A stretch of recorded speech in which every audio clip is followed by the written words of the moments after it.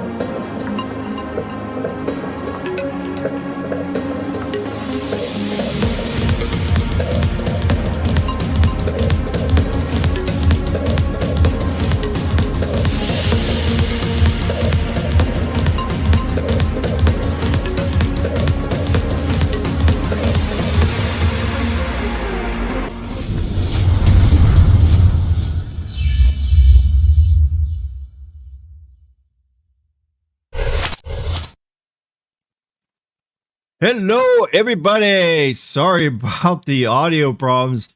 My computer just took a great big poop. Oh my God. Yeah. Poor computer. Crazy. But I got her working. Thank goodness I got technical skills.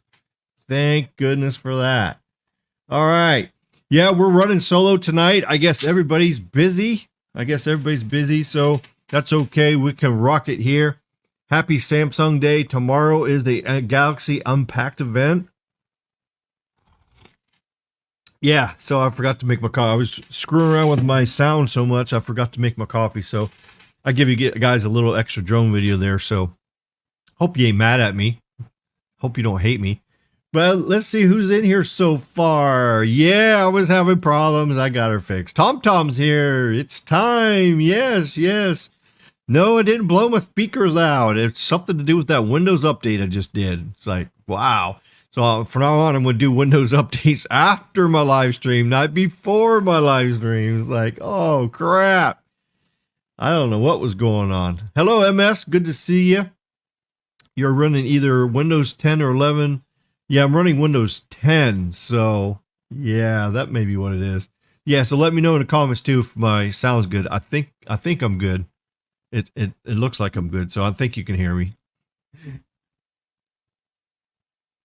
All right, let's see. Let me get down. Okay, here we go. Hello there, Goldviz for Gaming. How you doing? Yeah, technical difficulties, but yeah, stuff happens.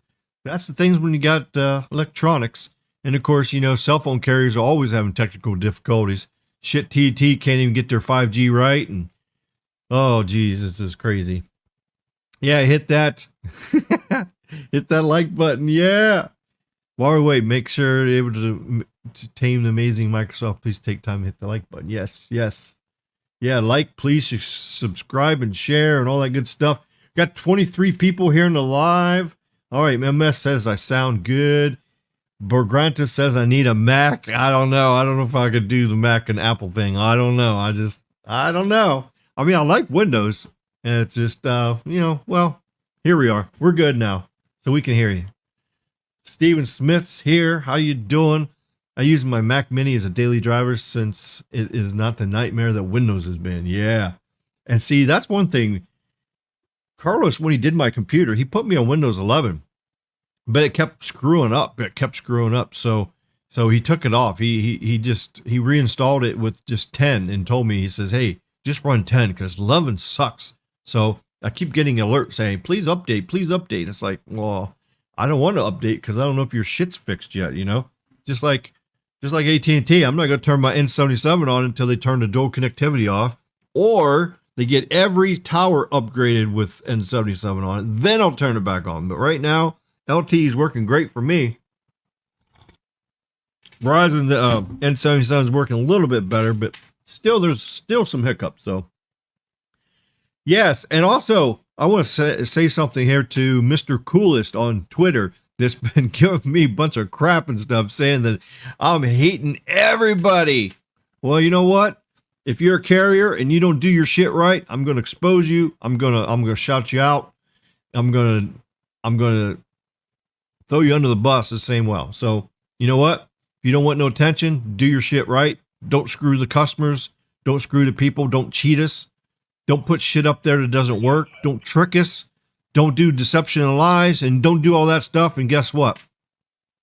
Yes, then you'll get the happy blessings of Ricky. But otherwise than that, look out, because I'm coming at you.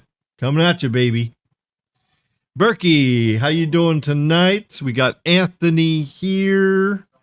You can also dual boot Linux, which is a bunch cheaper than Mac, because I think Ricky just spent a bunch on this. Yeah, I just spent $2,600 on this computer. Yeah, so she's powerful. She's a beast, that's for sure. Everybody's always making fun of my tabs open. You see my tabs? See? They're making fun. I probably have like over 300, 400 tabs open on a couple browsers and stuff. But this thing is just barely idling. It's just like having a 1,000 horsepower motor and I'm going down the interstate at 25 miles an hour. It's the same difference, you know.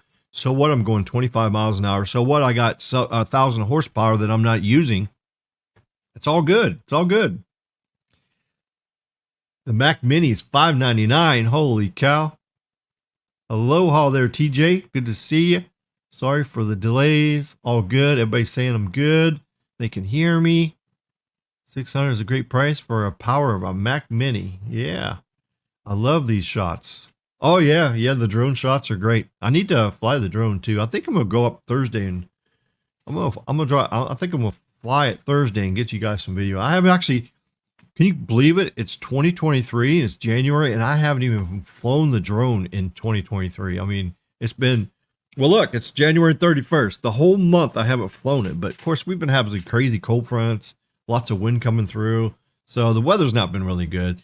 And the thing is, when you fly the drone, you need blue skies. You need no clouds, blue skies, and it makes it look really great. Just like my background. Look at my background. See, it makes it looks a lot better. It's just like if you're up in Ohio or Michigan up north in the wintertime and it's cloudy and all the plants are dead, all the trees have no leaves on it, and you fly the drone around, it's boring, you know, it's like depressing and just horrible. That's why I live down here in the Keys now. I got sick and tired of those winters up there, you know. It's not so bad when you have white snow everywhere all winter long, but most of them places don't have any snow. It's just brown and dead, and it's just ugly. So phones have gotten too expensive. Oh, you read my poll question. Yeah, we got the poll question up here. Well, there you go. See, where's the poll question? Here's the poll question. Here it is. Are you planning on buying a Samsung S23? S23, yes. S23 Plus or S23 Ultra, or just plain old no. Some people's phones are all good, you know. There's still 22 is still a good phone. This phone has been a great phone for me. It has been great. And with the Android 13 update, is amazing. It's good. But guess what? She's going bye-bye. I'm going to trade her in. Well, I don't know. Maybe I won't. I might keep her. I don't know. So yeah, tell me in the comments. Should I keep my baby blue S22 Ultra? Should I keep it just as a backup phone, or should I trade the bitch in? So let me know in the comments. Keep her or trade her in. Well, maybe I should do another poll question for that there, but yeah, I think in the poll question you're going to change your mind after I talk about this S23 series here in a little bit. Of course, tomorrow the event's coming up, so it's at what time? It's I think it said 17 hours, something like that. I saw something here. It was an actual countdown and everything. Oh, I guess it would help if I go to the Samsung site. I wasn't on the Samsung site. They said that there was leaks on AT&T, but I didn't see no. I don't see no S23 on there. But I don't know. I think people are crazy sometimes. But a couple websites put up the specs because I guess they were leaked out. But until we do the unpacked event, we actually don't know what the specs are. 100% guaranteed. But I mean, we pretty much know. I mean, there's been enough leaks out. We know what it's going to be like. So, hello, Aaron. How you doing? Hello, Mike over in Cali. How you doing? AT&T now has coverage in Rachel, Nevada. Oh yes, I heard about that. Yeah, the boys actually went up there and did speed testing up there back when I was in Vegas. You know, Josh and them guys, they actually drove up there. They went to Rachel up there. So, yep. Coffee is good. Marcus, how you doing there? Damn, Ricky with the tabs. You're right. You have too many. Well, I don't have too many. I mean, this computer's just like idling right now. It's just barely idling. I mean, here, look for yourself. I mean, look, there you go. Here's what's going on. Here's my CPU right now. It's using 15% of my CPU. The RAM, look at the RAM. I have 31.9 gigs of RAM and I have 11.5 being used. So all this I'm doing is just like nothing. It's like taking 1,000 horsepower Hellcat out and driving 25 miles an hour. It's not even gonna get the transmission warmed up or anything like that. So it's crazy. So yeah, so she's doing good. Let's do a speed test. Let's do a Verizon home speed test for you guys. Let's see. How's Verizon home internet doing out here today? Let's see. Oh, the ping's kind of high today. Oh, look, it's normally like 15. The ping's like 14, 15 normally, but ping's 29 for some reason. So I don't know why that ping's high, but speeds are good. Look at there. We've got 290 down. Yeah, she's working good. Of course, that's what it's throttled at. It's throttled at 300 down and 20 up. That's what you're throttled at. So of course, you know, if you do an actual speed test from the phone, if I do it on the phone, you know, it'd be much faster. On here, with no throttling, it'll probably be like 500 or 600 down. And I think like 100 up is what it'll be. So that's what it is. So, yep. I'll keep several tabs open. Some of them are left open until I finish that and I close. Yeah. Well, it's just annoying to me, you know? It's just like, if I'm going to have the tabs up, why should I close them all down and then I got to go hunting for them again? I got to hunt for all the stuff I got open, you know? And I know you can use bookmarks, but do you realize when you have so many stuff like I have with bookmarks, you know how long it takes to go through the bookmarks and stuff? And I mean, I could go through and make categories and, you know, I do kind of have that done a little bit, but I haven't updated in a long time. So it's just as easy for me just to leave them open, you know? It's not hurting anything. Everything's happy. Everything's good. Fatty71 says, I got the S22 Ultra. I'll be good until we see the S27. Oh my God. I can't even imagine what phones will be out in the 27. I don't know. But you guys are going to see some dramatic changes over the next few years for sure, because real 5G is coming out in a couple years. So once we get some real 5G, right now the phones are behind. The X70 modem is just barely touching the tip of what 5G can do. So, you know, all the other modems, you know, X50 all the way up to X55 and X65, that's all old tech. It's all outdated already. So here coming up, the towers are going to surpass the phones way. So keeping an older phone in the next 2 years is going to affect your performance. But you know what? If LTE is working for you and it gives you enough speed down so you can watch your videos, it gives you enough speed going up, you're good.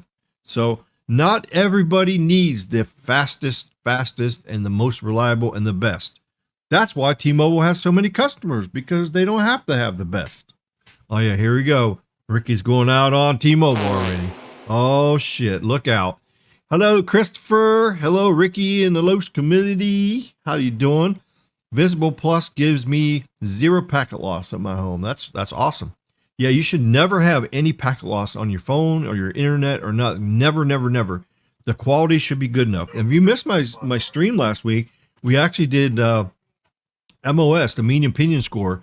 We actually tested some Verizon home internet and we tested some Skunky and all that. We showed you what the quality of the networks do. Not does the speed test always show everything. And I know all the videos are coming out soon here, pretty soon. And I know SMT is going to do it. They're going to have the Ookla and they're going to be saying, T-Mobile wins the fastest in the nation, the best 5G in the nation, all this kind of crap and stuff. But you know what? All these tests, I think, are all nothing but a bunch of poop going down the toilet. It's all about time to content, reliability, the least amount of jitter, no packet loss, all that kind of stuff. That's what makes a network great. These speed tests anymore are all fudged up. We already know that Skunky and T-Mobile, they put the priority to the tower. They send all that backhaul straight to that speed test, to that one phone that's doing a speed test. And that's probably why people have bad performance, because if you're on a site and all of a sudden 3 or 4 people does a speed test, then they're actually sucking up your bandwidth and sending it to a phone just to do a stupid speed test to prove that they're number one when they really ain't. So it's all deception and lies. So visually impaired tech and more says, how's it going today? And are you ready for the S23 Ultra? Yes. I actually look forward to tomorrow, the Galaxy Unpacked today. So actually, I'm not going to be able to watch it live because I'm going to be sleeping tomorrow. And I have a class to teach tomorrow afternoon. So I got a pretty busy day tomorrow. But I'll definitely catch the replay. And yeah, so this is like Christmas. It's like Christmas for Samsung people. You know, it's like you get Christmas every year. Or you get Samsung every year with their new phones. And just like with the Apple event, same thing. Apple comes out. It's like the best time of the year. It's like a once a year event. It's It's really exciting and really cool. And we're going to talk about here in a few minutes about, pretty much all what the spec says and all that kind of stuff. And I'm going to let you know why, too. You should not get the base model S23. Yes, I'm going to let you know why you should not. If you're going to get a S22 regular, you should skip it. And you should go get a A53 or A52 or one of them other mid-rangers that's the specs are a whole lot better. So you want the S22 Plus or the Ultra is the only two you want to get. And actually the true flagship is the Ultra, because the Plus is it's nerfed down pretty bad. So I mean, there's no comparison between the Plus and the Ultra. No comparison at all. I mean, it's just like driving a Volkswagen or a BMW. I mean, that's what the S23 Plus is, a Volkswagen, and then the Ultra is the BMW. So there you go. I mean, and then of course the regular S23 is like a smart car. That's that's what it's like. I know I'm dogging these phones.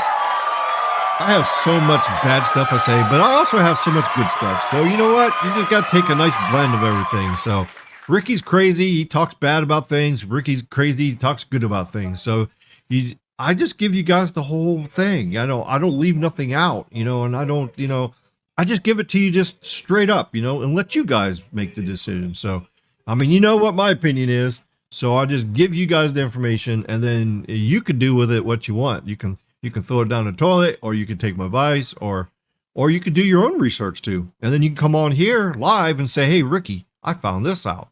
What you said is not true. I want you to do that. I want people to come in here and let me know when I'm wrong, because nobody is 100% right all the time. So nobody knows everything, and you can be wrong at times. So I try to do the most research I can, and before I bring it to you, that way I may give you guys the most accurate information. But we all make mistakes. We can.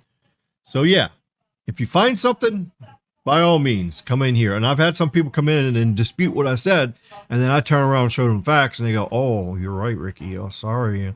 But hey, it's not no contest. It's not, I'm better than you, and you're better than me, and, I know more than you, and you know more than me. I think all that's just a bunch of craziness.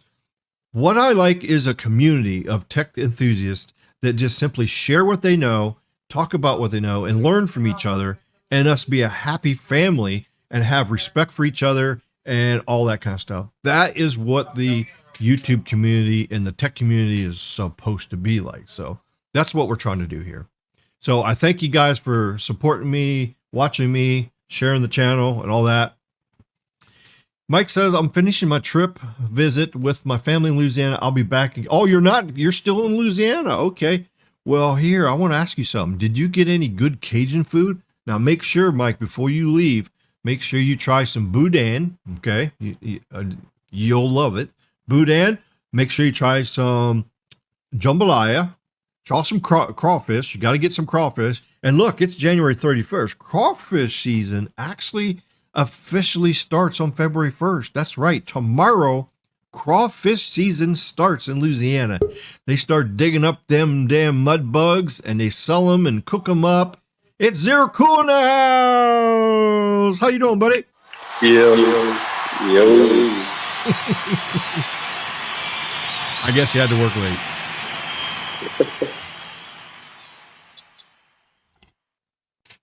That happens.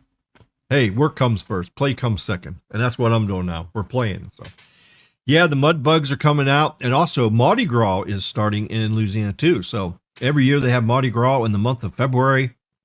It's lots of good food, drink till you drop and you can't walk, and go to the parades and all that kind of stuff. And you go to Bourbon Street, you get some beads, and you throw them up to the people up at the balcony, and they show your beep, beep.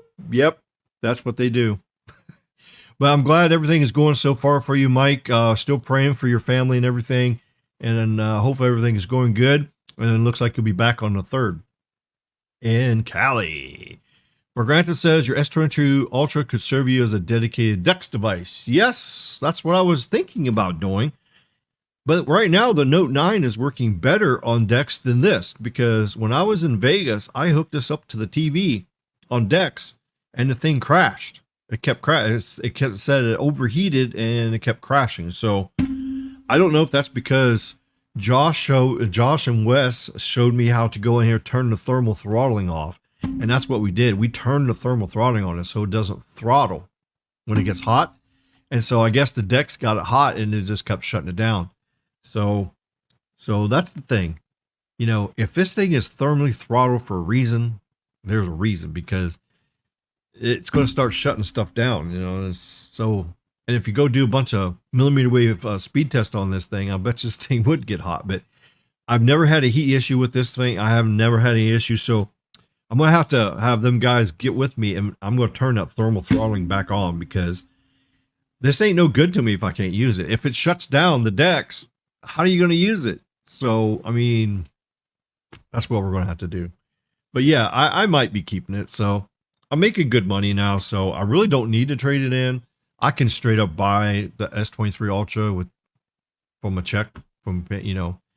So I'm good. So I may just keep it. Well, what I'm going to do is I'm going to say I'm going to trade it in just so that I only have to pay so much, you know, like $600 or $700 for the S23.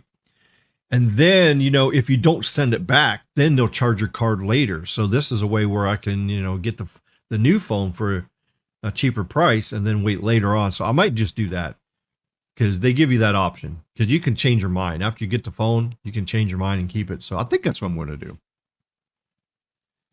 Back then, it was the opposite. Yes, Verizon LTE is fast enough for me. There you go. See, that's what I'm saying right there. So what works for you, that's what you should do. Hey, that even rhymes. Ricky can even rhyme. What do you think, Zirkle? Should Ricky start doing some rhyming? No. Yeah. Call it. Oh, hey, turn my echo off, please. Oh, crap. Yeah, I forgot to mute the sound there. Okay, yeah. Okay, there you go. I'm surprised nobody said anything about that earlier. Oh, thanks. Yeah. It's turned it to, you gotta do is spray paint your hair yellow and turn yourself into M&M. Oh, yeah. Yeah, here, let's do a rap here. Let's like, zero cool, it's too cold. The snow is too cold. The snow's got to go. There. That's all you're going to get from me. That's a start. That's a start.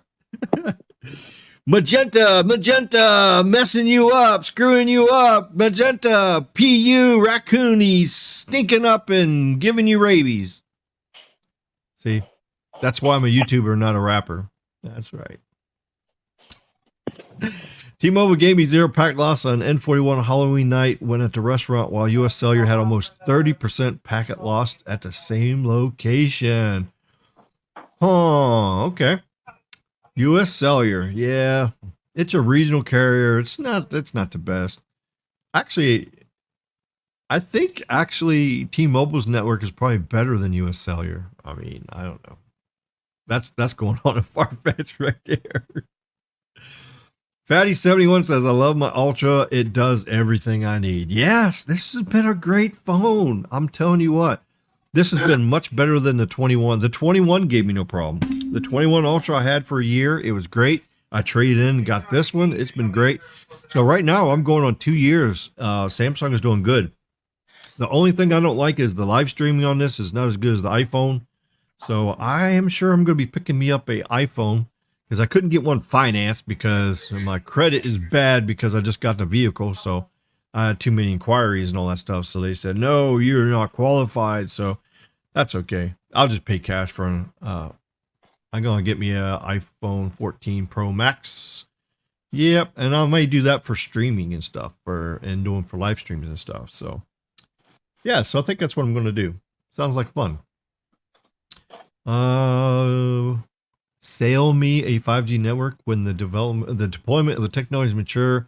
Save early deployment for beta testers. Yeah, that's completely, I agree with that. I think 5G is beta testing right now. That's what I think. I mean, 5G's been nothing but crazy. It's a lot of growing pains and stuff. So, but you know, a couple years, it's going to be eventually good. Aaron says, oh, Rick, what do you think of what Verizon said about the phone promos, how they're not going to compete for customers by offering them? Oh, I didn't even hear about that. Oh, shame on you, Verizon. Yep. That's a good way not to get customers. That's for sure. And you know what Skunky's going to be doing? They're going to be throwing away these S23s like crazy. Free phone, free phone, free phone, free phone, free phone, free phone. And then they're going to be so broke they can't fix the network. But, you know, that's just what they do. You can reopen Chrome by repeatedly pressing Control-Shift-T until all your previous tabs are open. Oh, yeah, that's the shortcut. Or you can just go in and actually go in there and click on reopen the last tabs too. I like that feature with Chrome. Actually, Chrome's a pretty good browser, but too bad they're spying on you. I mean, they're all spying on you, so nothing we can do about it. The most important thing is on your Android phone or your Chrome, you just got to go in and you got to disable some certain things, you know. That way they spy on you a little bit less. But I mean, there's only so much you can do. Hey Ricky, what do you think about maybe the S25 going with like the Exynos? Maybe. And the weird part is that there's been prior reports and everything I've been reading up on it says that might actually happen. It might. Well, because that Qualcomm deal that they had, that was like a stopgap, like a backup deal, to where they put it in the clause to where they don't actually have to use Qualcomm, but it's just there for 10 years of like if needed type of deal. Right. Well, the thing is with Exynos and Qualcomm, as long as the Exynos has the Qualcomm modem in it to go with it, I'm good. But if they start leaving the Qualcomm modem and going with some other stuff, I don't like anything but Qualcomm modems because I think they perform the best out there in the RF world. So if they start going to these other food stamp stuff, I think it's going to be like bad. But is that true that if they go to Exynos, then you'll lose the Qualcomm modem too? It will be because you'll lose it because basically it's an all-in-one SoC. I actually know the modem that they're going to. That's what I thought. I actually know the modem that they're going to put in there. It's going to be a Samsung-based modem, kind of like how the Google Pixel is, except more advanced. So. Yep. So, I don't know. I mean, look at how 5G is now with a Qualcomm modem. Can you imagine going to a food stamp modem? We're going to be going backwards instead of going forwards. I mean, come on. Right. I mean, we can't even get 4 carrier aggregation with LTE, you know. But most of that problem is the tower sites. So. Yeah, I mean, if they truly do that, like the S24, like might be my last phone. I mean, the only manufacturer that would still be using a full set of Qualcomm will be Motorola. Yeah. Yeah, well, hopefully whatever they do it right and they make the best decision because, I mean, if they do it wrong, then, you know, the customers are going to be mad. Like right now, they got dual connectivity turned on, right? And most customers don't even know that's affecting their performance. You know, if it wasn't for me bringing it to anybody's attention, nobody would even know about it. So, I mean, that's just crazy what they do out there to beam that damn 5G icon out there. See, the carriers, the most important thing for the carriers to do is say, I got more 5G than you do. Our 5G goes farther than yours and all this and stuff. It's all crazy.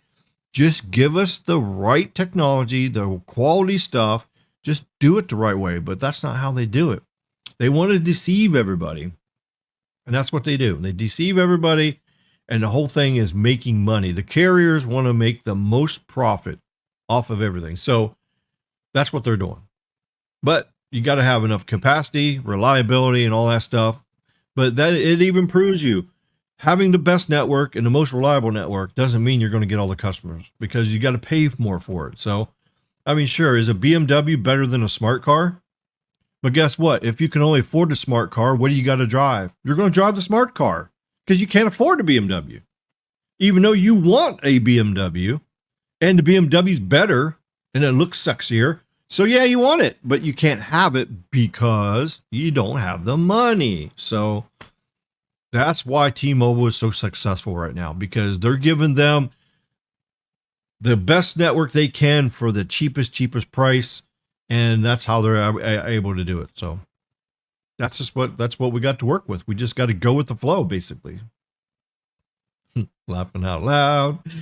Put it on the ice pick if you leave it unthrottled. Yeah, that's right. That's hook up an ice pack to it. Yeah, I could. You know how these people used to have the older laptops and their laptops would get hot, and the reason their laptops are getting hot is because there's so much dust and gunk inside the fan and the coils where it tries to get rid of the heat in the laptop. Instead of cleaning the laptop, people used to buy these great big gigantic fans and put underneath their laptop to keep it cool, when all you got to do is just clean the fan and clean the coils out, the vents out there, and then it'll actually perform like it did from the factory when you bought it brand new. So, but yeah, so I can just see that. Well, do what like Carlos did when he was testing T-Mobile when fake 5G first came out 2 years ago.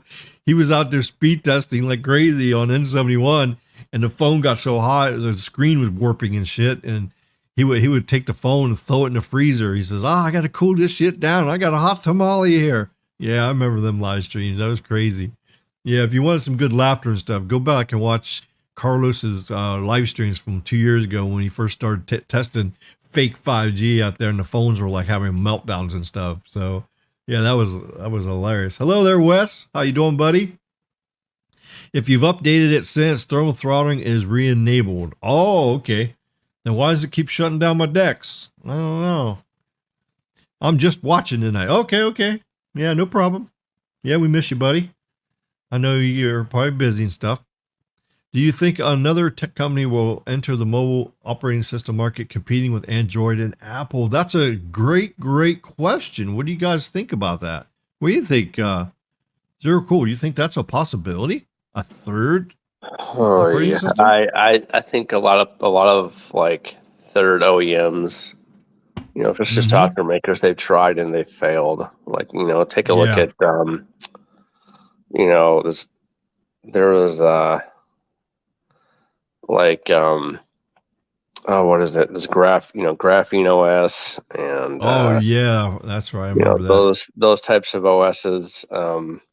What did the Nothing phone have? Did it have its own operating system? It's had a customized version of Android, but yeah. Oh, okay. So it was still Android. Okay. What about the Tesla phone that Elon? I have no idea. The dumb wants to launch. I know. I think it has its own version. Same thing. Customized version of Android, I believe, as well. Okay, it has a. Okay. Mm-hmm.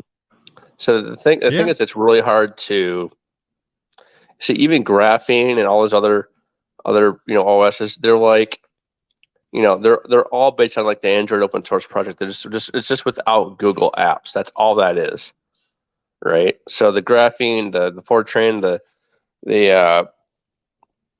all those other operating systems, they're all technically based, have Android code in it. Oh, okay. But they don't have, because if you look up Android open source project, that's Android code without or no Google apps, or called gaps. So it's very hard to develop like a mobile operating system. I think the last good one that I really liked was BlackBerry's operating system. That was to me that was a really well thought of operating system. Too bad it doesn't work anymore. But yeah, it's hard. It's very, very hard to do and hard to create. So, but I personally do not think so. I think even if it was created, it wouldn't last long. Like Android and Apple have such a foothold on the OS market. So that's true. Yep, Apple is definitely kicking it. I mean, I haven't looked up what the market share is lately, but it's pretty high for sure. Mm-hmm. Regardless, says I'm watching stream on both my Visible Plus phone and my PC on Wi-Fi. Oh wow, double watching it. If I can root an US Exynos model, I guess I'd be for it. Okay. Oh jeez. My father said iPhone is for users who use a more sophisticated operating systems. Android is for users who want a simple, straightforward, easy to use. Okay. All right, so let's see. We got 24 people. Let's see how many votes we got on the poll so far here. We got 33 votes. Oh, yeah, we got it. So if you didn't vote, go ahead and vote here real quick and see. Are you planning on buying the Samsung S23? Yes, the 23. Yes, the 23 Plus. Yes, the 23 Ultra. Or no.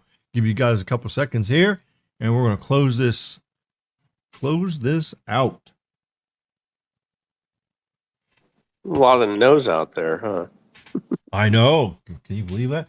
Well, I mean, you got to remember too, there's a lot of people that, you know, Apple has got the half the market share. So of course, most of that 68% is going to be the Apple people, because they're not even going to buy it because they don't even do it. And then the other part of that 68% is people that don't want a new phone yet because they got to 22 and they just decide they're going to keep it because, you know, it does everything they want. They don't need the upgrade.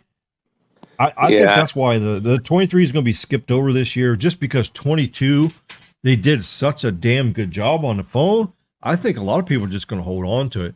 And then the people that may have a 21 or a 20 or some other phone, I think they're probably going to also pass up on it too, because, you know, the phone's doing so good and they don't really need a phone. So, all right, we're going to close this poll. 34 votes. Let's end the poll. And we got 67% says no, they're not getting it. But we got 20% going to get to Ultra. 5% says they're going to get to 23. And 5% also says they're going to get to 23 Plus. All right. That's interesting. Interesting poll there. Okay. So, yeah, I think the sales this year will be a little bit lower than the 22. Now, the 22, they said that they had record sales, but that's because, you know, there was a lot of new stuff that came out on the 21 or 22 that wasn't on the 21. So, but now the 23's got some pretty good stuff on it too. So, but the big thing that's really hurting people from upgrading is the price. I mean, you're talking about $1,500 for a phone. I mean, if you get to Ultra, it's, you know, so it's gonna be 15. Here's like what I'm wondering about the actual modem. It's actually the first.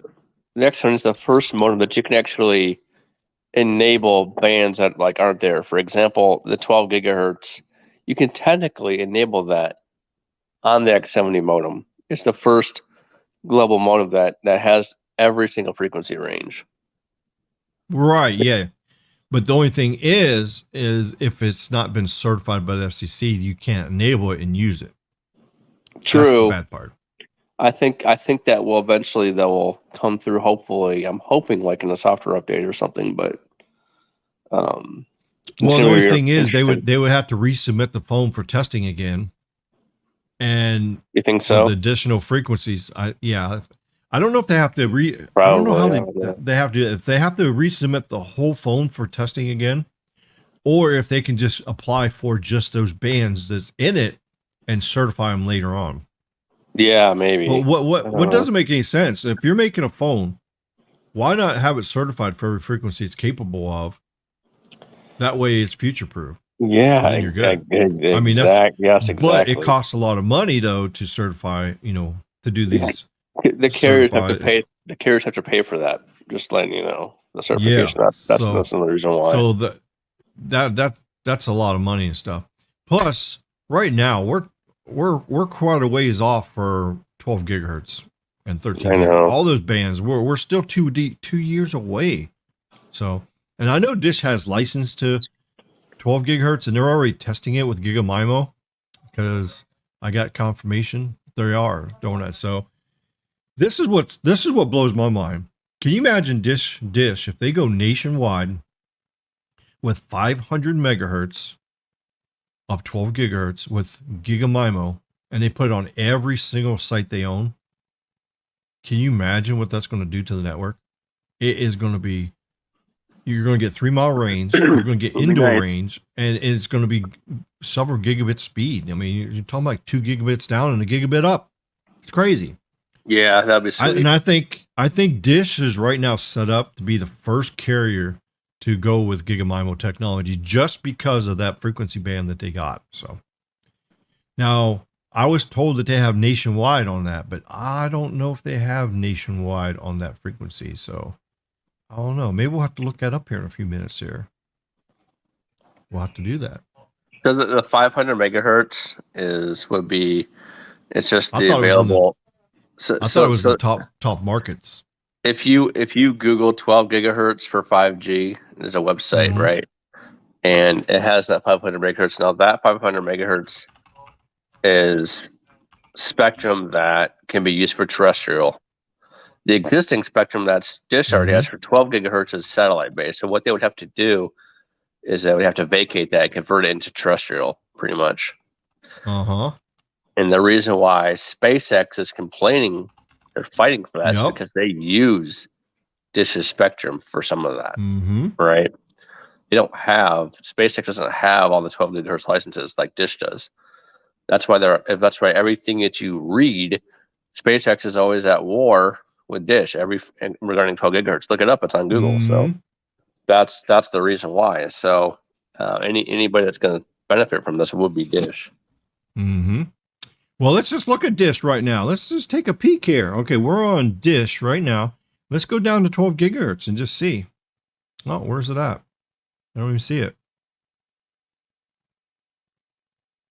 There's all this millimeter wave here. I don't even see 12 gigahertz in here. No, the thing is you won't, because like I said, the 500 megahertz that's up is not even in use. Yeah, but this is where I found it. I actually came in here before and looked it up, and I seen 12 gigahertz on here. But they must have took it off here because it's not on here no more. Yeah, it's gone. Wow. But yeah, you can look it up by carrier too on here. See, you can do operator. You can pick like,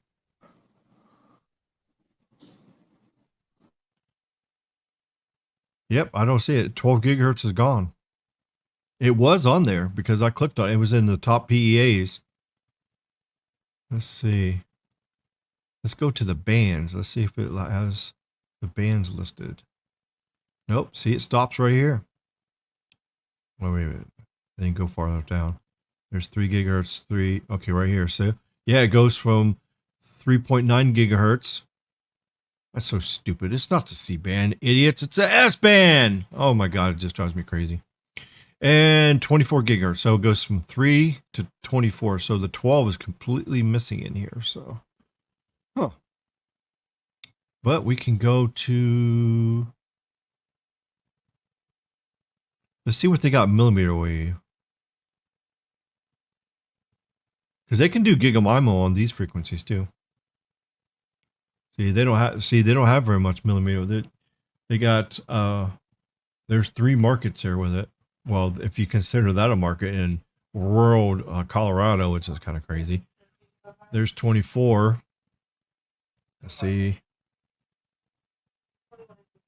Wow, look at that. Complete rural areas like that. I mean, what do you need millimeter wave in an unpopulated Montana area? That's crazy. But see, they got to leftovers. That's one thing. When they did these auctions, they got to leftovers. They didn't get to premium stuff, you know. So that's what's. Now you go to 27. Out west, you got 27. There's some 27 gigahertz.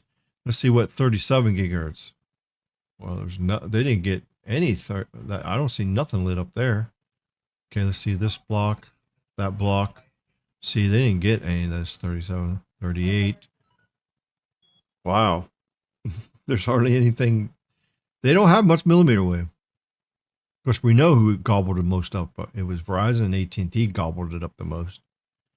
Look at it. We still haven't found any. 39, 39, 39, 30. Oh, there's some 39. Well, see, that's a rural area too. See? Dish hardly got any millimeter wave for like big populated areas. So 39, 38, 39, 47. We're going higher up in frequency. Oh, here's some upper populated. Oh, here's some populated areas. Well, here's Columbus, Ohio. Over there, parts over Pennsylvania. That's rural. These are rural. Arkansas, South Texas. Well, that's kind of populated a little bit. So they got some 47 gigahertz license. Oh, there's more there. There's some more 47 gigahertz there. But a lot of that's rural area too. Okay, there's some more. There's some more. Oh, look at that. Nationwide. Look at that. There's a 47. That's 100 megahertz they take out right there. That's almost nationwide. Almost. Look at that. There's another 100 megahertz nationwide. There. Oh, so they got the upper 47 gigahertz band. So yeah, Dish could do this. If they do GigaMIMO technology and they do this, it looks like they got 300, 400, see, 5. Okay, yeah, they got 1, 2, 3, 4. Looks like they got 500 megahertz of spectrum nationwide. So Dish could do this. If they do 47 gigahertz with GigaMIMO and put it up nationwide, I think they can still compete with the carriers on the really high bandwidth stuff there. And then of course you look at Verizon. Let's look at Verizon on millimeter wave. You can see Verizon millimeter wave license. Okay, there's none there. Look, there's quite a bit there. There. See, yeah, Verizon's got several hundreds of megahertz. They got all the big areas. Look at that. So look at all this that they got. Look at that. Nationwide. What frequencies? What frequencies? I can't see. What frequencies are those? 38 gigahertz. Okay. Can you do AT&T? Yeah, we'll do AT&T. But look at all this millimeter wave that Verizon has. We're talking about almost 1,000 megahertz in some areas. I mean, Verizon's kicking it, man. The lower frequencies don't have very much of that, but yeah, okay, let's go look at AT&T. Let's see, AT&T, here we go. AT&T, let's go 39 gigahertz first. That's quite a bit there. Okay, so they got quite a few licenses up in that area. Look at that. So it looks like they got the areas that Dish didn't get. Wow. AT&T's got a lot of millimeter wave. They got a lot of potential. But they're just not focused on it right now. But if they're going to get into the fixed wireless access market, then they need to get on the board. They need to get going with this millimeter wave. But what we really need is this new GigaMIMO technology to come out fast. But of course, we're still a couple years out, so they're still testing it. So once that comes out, millimeter wave is going to come alive. We're going to see nationwide millimeter wave come out. I'm telling you guys that right now. Mark my words, in a couple years, you're going to have GigaMIMO nationwide millimeter wave on the carriers. They're going to be deploying it. They have to, because the data demand is going through the damn roof.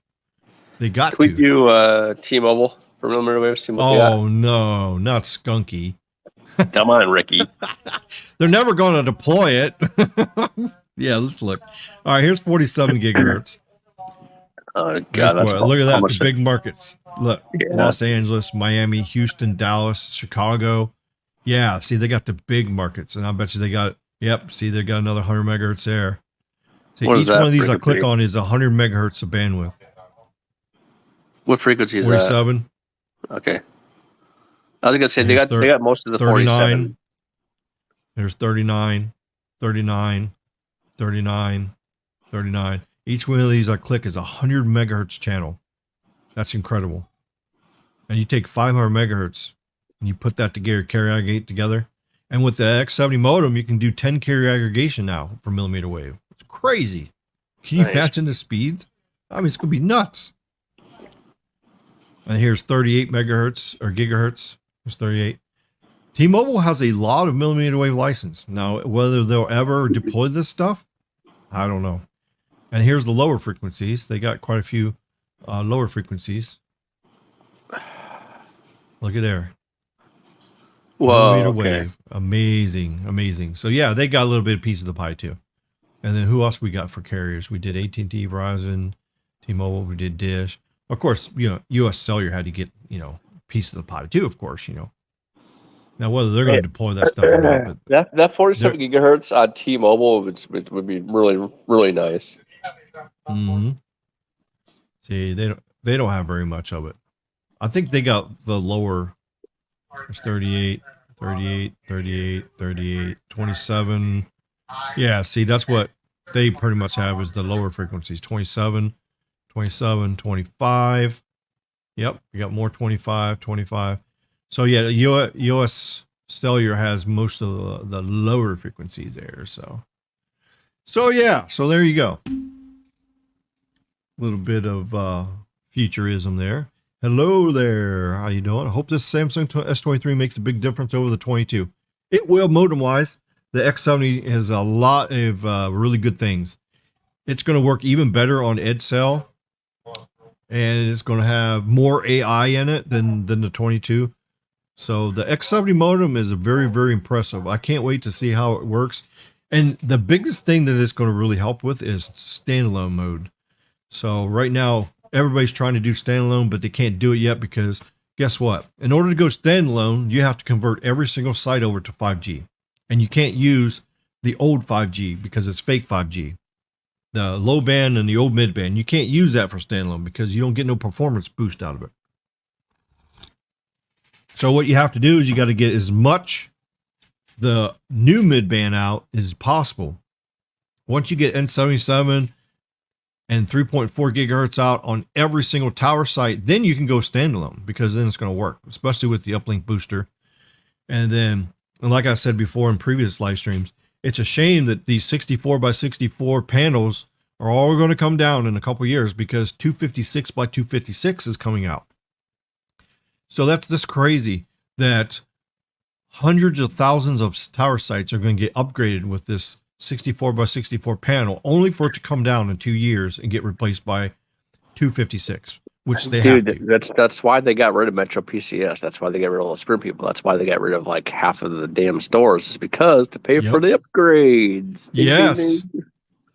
Yes. You think this billions and billions of dollars of upgrading is over? You think once N77 is done, do you think that's it? All the carriers are going to say, okay, well, we're done upgrading. Enjoy your network. No. It's just like cutting your grass. Okay, let's say you have a 5-acre house with 5 acres of grass. Okay, you got a house in the middle, you got 5 acres of grass, okay? And you're doing it with a push mower, okay? I mean, most people would have a big ride mower with like 32-inch cut or even a big tractor with a big blade on it doing it. So, but just picture this, doing it with a push mower. A push mower, okay? 5 acres. Can you imagine? Okay, so you start in the front yard and you start push mowing. You push mow for like 3 or 4 hours. You cut the grass. The next day, you do another little section. And you go in a circle all the way around your house. By the time you get back to the front yard again, the grass has already grown 6 inches. So it's like a never-ending battle. When you're cutting the grass, you're just going in circles cutting grass. So by the time you get it cut, 2 years later, it's already grown. That's what's happening. The data use is going up and up and up. So by the time you get the capacity where it's good, we get N77 everywhere, and we got 200 megahertz of massive MIMO. You're going to have gigabit speeds, and the capacity is going to be good. But guess what? That's going to start getting congested. That's right. N77 will be congested in 2 years. And the carriers already know this. So they're already making plans of ripping down all the gear and putting new gear up later. Why do you think Qualcomm is making new stuff for them? Because they know they're going to need it. So it's really, really just blows your mind how fast data is going. I mean, the video, I mean, we got 4K video now. You know what's coming next? 8K video is coming. Eventually it's going to be out. The S23 Ultra actually has 8K 30. And there was actually a sample I saw, and it was so smooth. It was, 8K 30 is beautiful. It's still going to have a little blurriness to it for like if you're watching or filming race cars or anything's moving fast, you're going to need 8K, even if you can't get 8K 60, but you need at least like 8K 35 or something like that. And then to capture the hypes, but 8K 30 is amazing. And it's going to be on the S23 Ultra. It's going to be awesome. Fatty Sony One says, I went from a Note 9 to an S22 Ultra. That was a nice upgrade. Oh my God. Yeah, that is crazy. I still have my Note 9. I use it as DeX in my my Durango. It's been a really great phone. So when I first got that phone, it was like amazing. It was like, it's just hard to believe, I'm looking at this Note 9 and I'm looking at this 22 Ultra, and it's like night and day. I mean, it's just like, it's like if you're driving like with me, I was driving a 22-year-old Jeep Grand Cherokee, okay, with 250,000 miles on it. So that's what I was driving. I just got my Dodge Durango. So, and it's a 2018, even though it's still 5 years old. But when you go from that Jeep to the Durango, it's like when you're driving around, it's like whoa, it just blows your mind, you know, because technology is better and the whole thing is just better. So, oh yeah, so if some of you haven't seen it yet, here, let me show you guys a picture of my new vehicle I got. So this is my baby. So I got her. So, and no, it's not an SRT. They ran out of the grills for the RT, so they just slapped a SRT grill on her. But I actually removed that. I ripped that off because I'm not driving around a Dodge Durango RT with an SRT logo on it, because that is fake. That's no different than T-Mobile saying they have 5G icon on your phone when you really only have LTE. So that's deception and lies. And Ricky will not have any part of that. So that is gone. That SRT emblem is gone. I ordered a RT emblem. I'm gonna. There's a clip on now that you can put on there. So that's. I'm gonna put the clip on there. So it's gonna say RT. It's gonna say what it really is, because I'm not driving around with deception and lies. Just ain't gonna do that. So. Do you think my my 3-cylinder Bronco can beat you? No. 3-cylinder? Is it really a 3-cylinder? Is it that 1.6 liter? Yeah. 3-cylinder with the turbo in it? Yeah. How many horsepower does? 200? So yeah. Yeah. That's crazy. A 3-cylinder. I bet that thing sounds funny. It does. What does a 3-cylinder sound? Yeah, I mean, we all know what a 4-cylinder sounds like. What's a 3-cylinder sound like? It sounds like it's like crying down the road. I don't know. Crying. I can't believe you got that thing. It's like, are you crazy? I seen them Ford Bronco when they announced what they look like. They give it like they posted a picture of it, and I go, that thing's just ugly. It's like, no, that's okay. You keep the Bronco. I'll drive around with my Durango. It's a little bit more sexy, definitely. Yeah, someday maybe I'll get me a Hellcat. I want a Hellcat Durango in the future. So if some opportunities come available here pretty soon, I may be driving one in a year. So you never know. Yep, that's a whole nother story. And some of you know what it is, but you know, it's still kind of a secret. I don't want nobody knowing. But yeah, so I have an opportunity. We'll see what happens. I use an Apple iPhone. No way will I buy an expensive Samsung Galaxy phone. That's so funny, because you call the Samsung Galaxy phone expensive, but the Apple is actually the same price.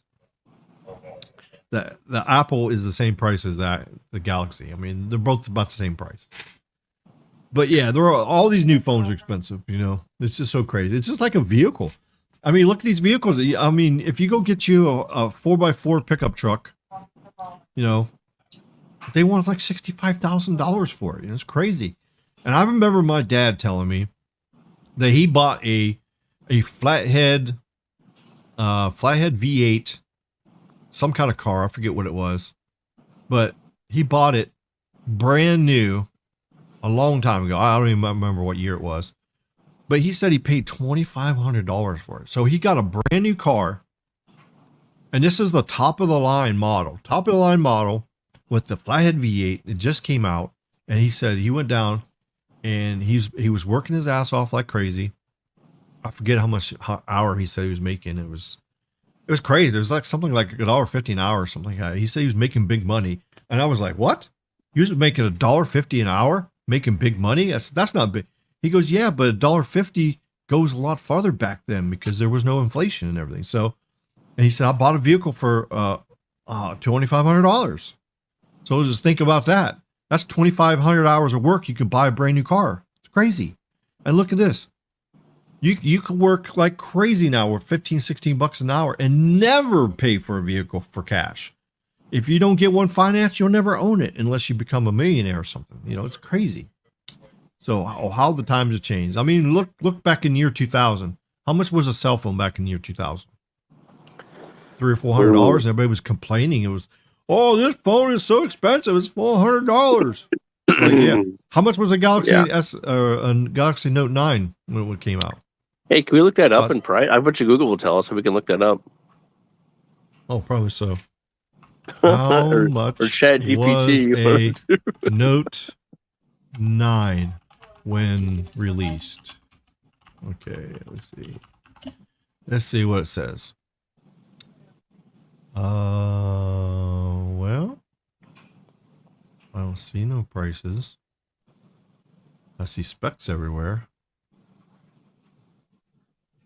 Oh, wait a minute. It says, nope, that didn't say it. The Galaxy Note 9 with 128 gigabits of storage was $999.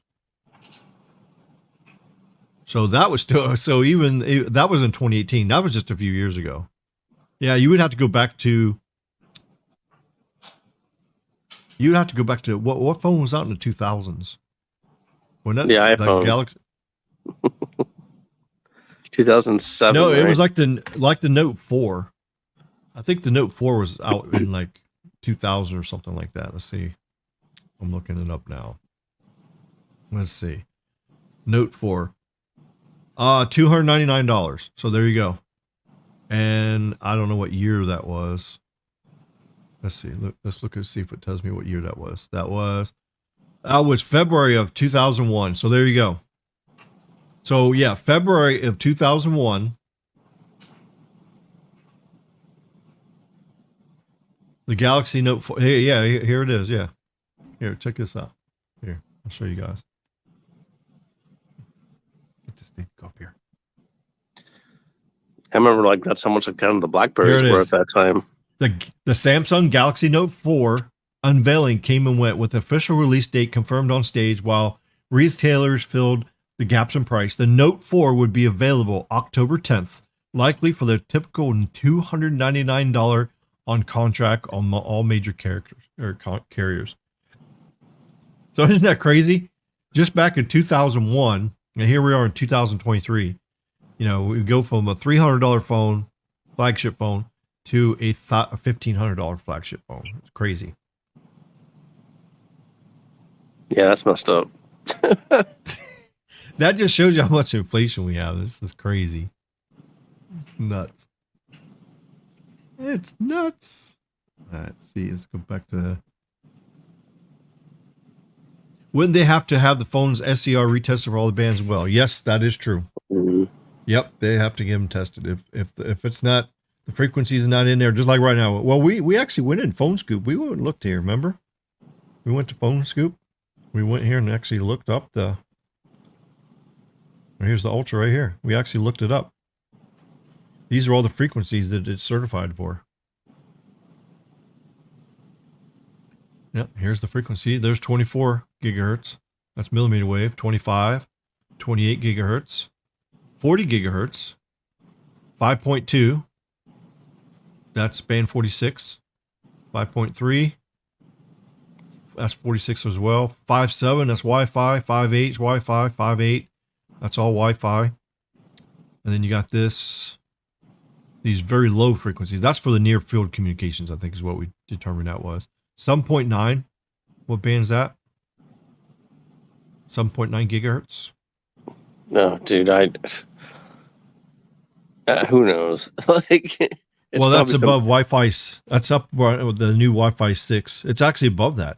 So I don't know what 7.9 gigahertz is used for. And then you got 13 megahertz. That's then this is your band 71 is 652. Your 700s is your band 13, 12, and all that kind of stuff. Then your N5 or band 5 is 800.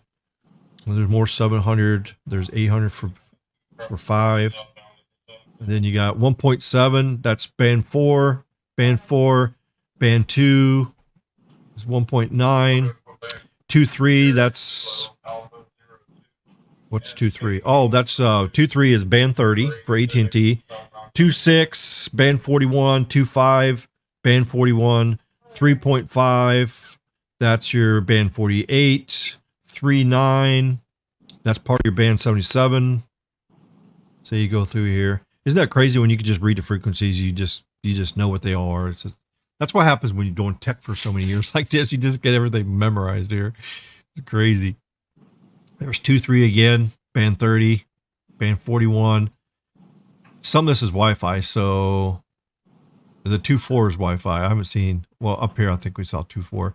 And then 2.5, that's That's probably Wi-Fi also. 3.5, 3.9, 6.4 again. Oh, that's for the that's the Wi-Fi 6E band. And then here you got 7.1 gigahertz. I think that's still part of 6 gigahertz Wi-Fi because it extends just a little bit above 6 gigahertz. Then 6.8. I think that's what that is because it's 6 gigahertz and half of the lower end of 7 gigahertz.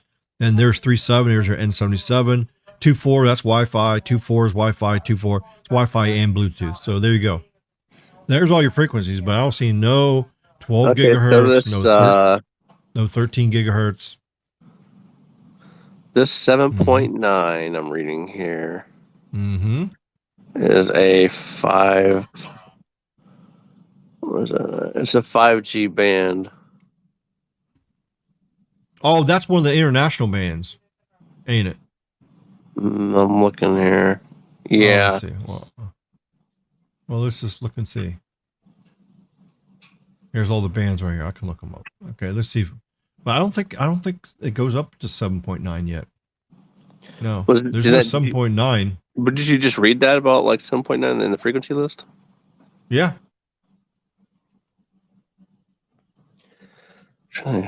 Yeah, so I don't know what 7.9 goes to. I don't know. It's not considered mid-band.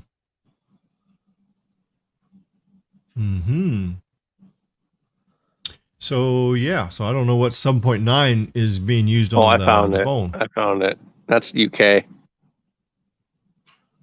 UK is using 7.9 gigahertz? Yep. It's not even listed on here. This is all the 3GPP frequencies. Yeah, that's what I'm reading though. I'm reading it. Okay. Wow, that's crazy. So see, these other countries are advancing in 5G faster than we are. Isn't that crazy? It's nuts. Mike says 5G is a mess. Phones are expensive. The economy is at risk of a recession. Rent is high. Food is high. New phones are on the do not buy luxury item list. Yes, I'd have to agree with that. Hello there, Bobby. Good to see you. Any company owned by Elon is doomed, as Elon does not always. Yeah, well, that's true. Elon's just worried about getting richer and going to Mars. If they release real C-band, they will be forced to call it the RC band. Well, who knows what they're going to call it? I don't know. If they do real C-band, they'll really call it the W-band or something crazy. U.S. sellers going to use millimeter wave to power their fixed wireless access. Yeah, I figured that's probably what they was going to do. Tom says, huge turnout. Yeah, we got to see it's 26 people in here. Yeah, thanks for everybody for tuning in, saying hi. If you've been subscribed for 20 minutes, you'll be able to get to comment. I got subscriber mode on, so if you make sure you subscribe so you can comment. Christopher Torres says, more concerned about battery life, some app battery. Yeah. Well, that's true. The Samsung still has the same battery, so that's the only bad thing about that. But the phones are getting more efficient. You got to remember, well, we're going to talk about it here in a second, what the new stuff coming out with there. So we're going to talk about the good things that's coming to it. So here in a minute, we'll get to this comments here. T-Mobile could be so much bigger now, but they stupidly chose to shut down. Yep. Yeah, they made a huge mistake. They should have blended the Sprint network in. So the only sites that should have been decommissioned is if there's a Sprint site on a current T-Mobile site, that should have been decommissioned. But a Sprint site that is not on a T-Mobile site tower should have been stayed on and upgraded, because you already got the backhaul there. You got the rack. You got the rent paid for the rack. All you got to do is go there and just do an upgrade. Throw all your shit up on it, and then you're good. But they make stupid mistakes. So, hello, Josh. What's up?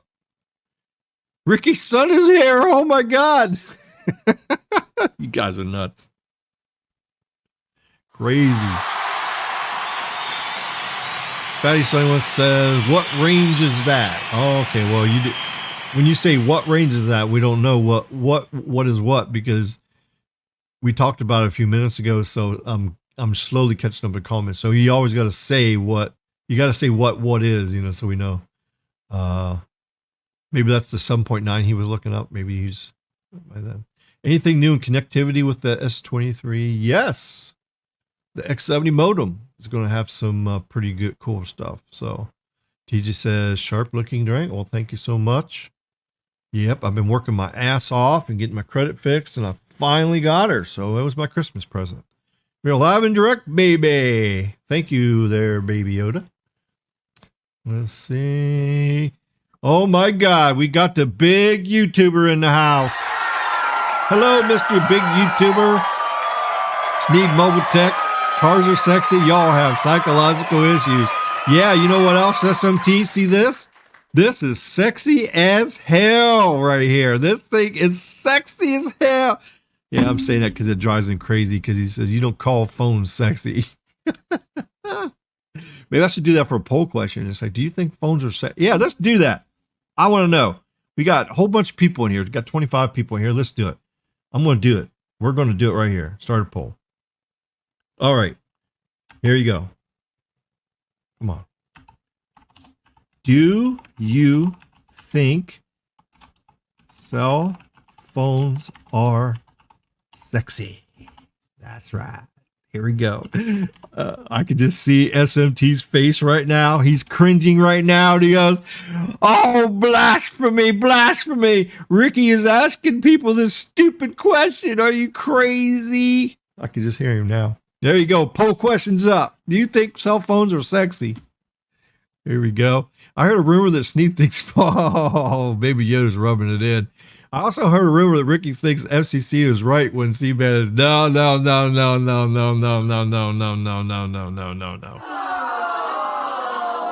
Oh, man.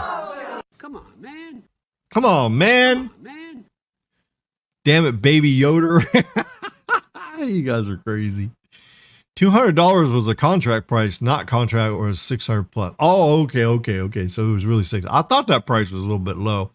I paid for my iPhone $750 in 2007-8 for the higher storage model. Okay, wow, okay.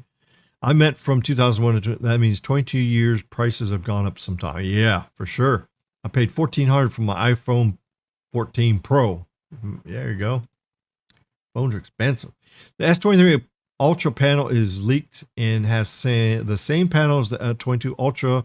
Disappointing. The peak brightness on the new models on the iPhone 14 Pro is crazy good in the sun.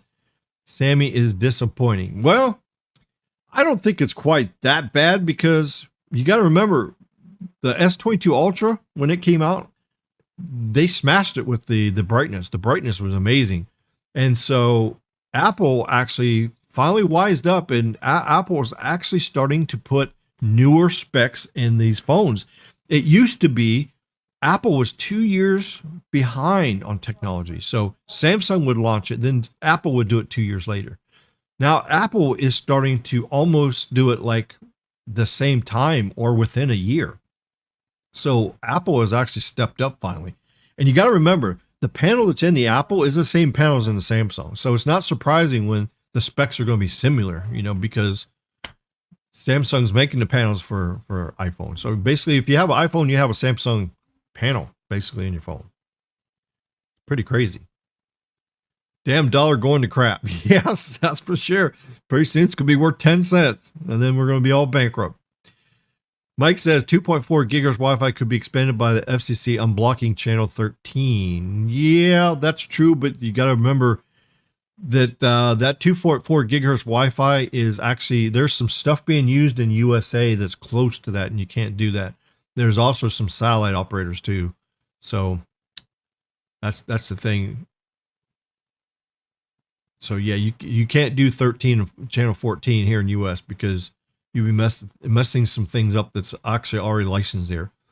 Justin says, I agree with you, Ricky. They should keep those Sprint sites for sure.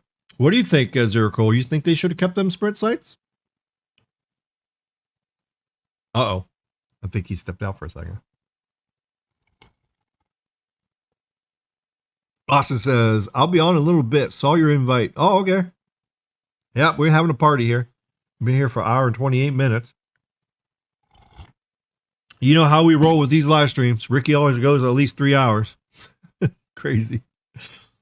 But hey, why only go for an hour? If you're having such a good time and all that stuff, why just go for an hour and just end it, So it's like, if you're having fun, just go with it. So I am not afraid. Some YouTube people are like afraid to go past an hour. So they're just like, oh no, we got to keep it an hour, keep it an hour. Heck no. If we're going to have fun, we're going to go. How was the ATT coverage in Rachel, Nevada? I heard it was pretty good. Josh, I'm sure, is going to let you know here because he was one of them up there tested it. I'm a technophile. Okay. All right. You're a technophile. I answered yes to Trigger Sneed. Yeah, of course so. Of course, he's gone now. You know, the big tuber just exited. He just like closed this live stream up. He says, no. Blasphemy. Oh, we lost Zero Cool. He must have got a phone call at work. So yeah, he'll be popping back in here pretty soon. That's kind of funny. Depending on your gender and preferences, sexy is the person you choose to share a bed with. Yeah, for sure. And he's back. Yeah. Yeah. So I don't know. I mean, like, I think, personally, I think if you get like an S22 and S23, you'll be good to go on especially like an S23, right? You'll be good to go on 5G for a long, long time. And, when you have to, don't worry about, your cell phone being out of date, stuff like that. So I think it's, because they're not going to shut down 4G till like, geez, I don't know, like. Oh yeah, 4G is going to be around for 20 quite years, a while. 20 years from now. Well, I don't know about 20 years, but I would say it's definitely going to be around definitely around another 5 years. 10 years probably. Yeah. Nah, I won't be there that long. It'll be useless. I think the 4G part will be all repurposed. I think the 4G stuff will be repurposed for like low bandwidth IoT stuff that doesn't need the really fast speeds or the low pings. Right. Like it will be nice. If an IoT device, it needs a ping of at least like 25, and it doesn't need more than a couple megabits down per second on upload and download. I think they'll leave that stuff open for that. And sure, 5G has a certain market for certain IoT devices. It's going to be for low ping and network slicing and all that kind of stuff. So that's going to have certain things, but there's certain things out there that you don't need 5G for. You don't need it. So I think it's going to be around for that. And it's going to be repurposed for that stuff. I think once they get everything on like a standalone, it's going to be a lot easier for them to do frequency shifting and have everything as much 5G as possible. Well, you know what I'm going to predict? I'm going to predict this. I think the 600 megahertz band and the 700 megahertz band that's used for LTE now will be abandoned and resold to public safety users for radio networks. Oh, that'd be nice. Oh man. So if that does happen like 2 or 3 years from now, then you can say, oh, wow, Ricky even talked about that. So yeah, that's what I think will happen, because in 2 years, once we get to 256 by 256 massive MIMO and the GigaMIMO, and the upper mid band happens, the 12 and 13 gigahertz, and then of course the millimeter wave and all that technology comes out, and where you're able to go nationwide with millimeter wave with this new GigaMIMO technology, and you can get the same range and performance as 3.7 gigahertz. That's going to be a game changer right there. Then we're not going to need all these low band. You're not going to need low band. And so I think low band is going to be repurposed for walkie-talkies and stuff. But here's the other thing too. The walkie-talkie stuff is, like for police, fire, and business radios, is actually pushing towards using LTE. That's true. That's true. If you look at an APX 9, or is it 9000? The APX 9000 Motorola radio for police and fire, I think it has LTE in it already. So actually, you can do push to talk over LTE on it. So with that technology out, that's why I think that low band is going to be repurposed for LTE, and it's going to be used for police and fire and stuff. I think that's what's going to happen. They won't be using the P25. They'll just go ahead and just keep the LTE, and they'll just use to push to talk over the old cellular. I think that's what's coming. So you can actually buy radios today for business to actually run over the LTE network. Mm-hmm. You can. That's right. The new Nextel was that way. that I was trying to sell a while back before the pandemic hit. Yeah. So the new Nextels are like that. I can get a Nextel phone or radio right now, pop an AT&T SIM card in it, and then you can do push to talk nationwide over the walkie-talkie for like $30 a month. So that's not too bad. So yeah, that technology is already out. So Austin's text says also Verizon 5G coverage is starting to impress you. Well, yeah, when they do it right and they start getting it densified, yeah, it's going to impress a lot of people. But right now, the thing that's not impressing me is dual connectivity. So right now, dual connectivity is making it all poopy right now. So thank you, Baby Yoda. HBO's new show, Velma, is like skunky. It's insulting to everyone. Yeah. Yeah, some of these TV shows are all crazy. All right, so we're caught up here in the chat. So let's go. Let's start talking about the S23 here. All right, let's check this out. Damn you. I want to hear Zeroco's opinion on it. What? Opinion on what? Oh, you DM me. Oh, okay. Here, let me look. Here, let me pull up. Okay. I sent the link to Tito. He says he's busy with family night.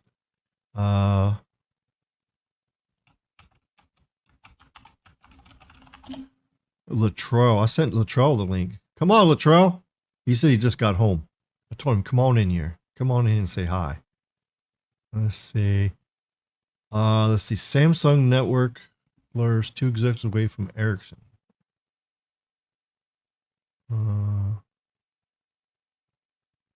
Okay, here. Let's see if I pull this up here. Yeah, this is what he's talking about right here. Come on, get on here. Come on, get in there. Get in there, tab. There. Samsung Networks lures 2 executives away from Ericsson. So what are you thinking? Chainfire wants to know what you think about this. I can understand why. So the only probably my guess. Samsung has pretty. I mean, their millimeter wave game is it's on point, right? I can see maybe why. That's probably why the executives left Ericsson. Maybe for some more money. Just has to pay their executives a lot more actually than what Ericsson does. Because the reason why that is because Ericsson puts all their money into technology versus Samsung. Yes, they do the same thing, but the profit is in their phones, right? So they'll be able to pay their C-level execs a lot more money. So that's probably why. Yep. It's pretty wild. Oh my God. What is this? Nokia expects, can you scroll down? Nokia expects to be the fastest growing business in 2023. You freaking kidding me? Yeah, that's kind of like deception and lies. Oh my God. Nokia just. I smell something. Something in here is a little warm. I smell electronic smell here. You know how when a capacitor or something gets hot? Or... I wonder what that is. It's not my power supply. That's all I need is something else to fry and go wrong. My audio was screwed up tonight. That's all I need is something else to go out on me. You'll know if it blows up. Don't worry. Nokia. I'm not a fan of Nokia. I wish Ericsson would buy them, seriously. Yeah. When asked about 5G SA core projects, obviously 5G standalone is now the name of the game because you need 5G standalone in terms of getting full benefits of 5G. That's a true statement. That's why we have so much fake 5G right now, because we don't have standalone yet. But you can't go standalone until you have to have 5G on every single tower site that you have LTE on. If you don't have 5G on that site and you go standalone, guess what happens? Your phone's going to lose connection. It's going to drop like a Florida congressman. Yeah. You're actually undensifying your so you can't go standalone until you get every tower upgraded. If you do, like Skunky did, you can see why it doesn't work very good. It's why they're having the problems they did and stuff. Yeah, that's an interesting article there. Yeah. Yeah, so I missed that. I actually looked this earlier. Oh, that just came out. Oh. Well, that came out yesterday. Okay. I was looking through it. I didn't see any other article. Vodafone's going to try SA. Oh, gee. Yeah. Nokia, Samsung signed 5G patent deal. Uh-oh. Dish prepaid losses grow in Q4 ahead of Infinite Boost postpaid launch. Yeah, here's what I was talking about earlier.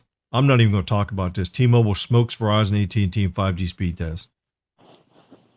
Yeah, okay. Speed tester. That's what happens when you have your QCI going to speed test. That's what happens. So, FAA to require airplanes to upgrade altimeters by 2024. Yeah, well, it's about time. Instead of attacking the damn carriers, blame it on them. Crazy, crazy, crazy. All right, so we got that. All right, so we're going to go look here at the 23. Okay, let's see.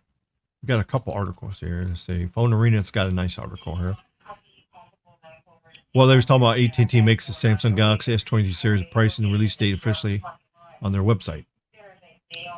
And then it's, I forgot to turn my scanners down. Sorry about that. These are the likely official prices. Okay, so 23, $799 and up. Of course, you know, that's base storage, you know. $999 for the 23 Plus and $1199 for the 23 Ultra. And what else do they say?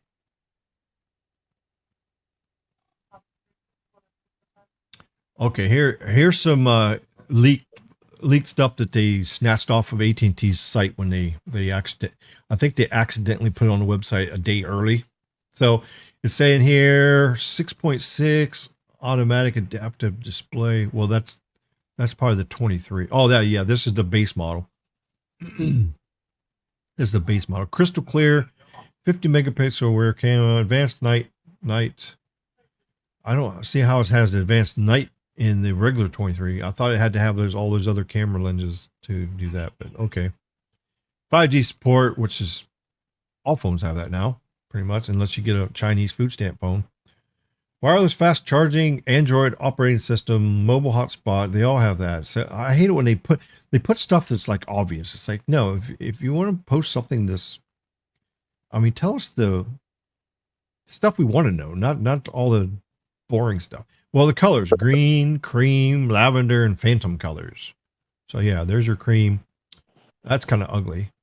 It just looks like an off-white, basically. It just looks like you got a white phone, then you're smoking cigarettes for 10 years, and now your phone turned that color. Yeah. And then you got the green. The green's actually pretty cool. The green actually cool. The phantom black, I'm not too keen on the phantom black. And let's see, what else did they say? No brother, no brainer. Are they still gonna have like your that crazy blue color that you might want? You think they'll have that? Oh, this? Yeah, for the 23. Yeah, yeah. The limited edition colors is confirmed. Yeah, you're gonna have just like the 22. You got a choice of blue. What's the other two colors? I forget what the other two colors are. So we got that article. And then, okay, yeah, here's a better picture of the colors. So that's a little bit better. You can see that's a lot better picture there. So it looks really good. I like the green color. That green color actually looks good. And the lavender color actually looks okay too. I mean, it's not too bad. It's kind of like a little too magenta-y or pink. I mean, if you're a T-Mobile fan, you know, the lavender cover is going to be good for you, you know. Yeah, put your T-Mobile in there and yeah, I'm getting a Kevlar case in mine, so by Banks. So they make it actually from. Oh, yeah, I'm going to go with the same case like this. It's a clear case.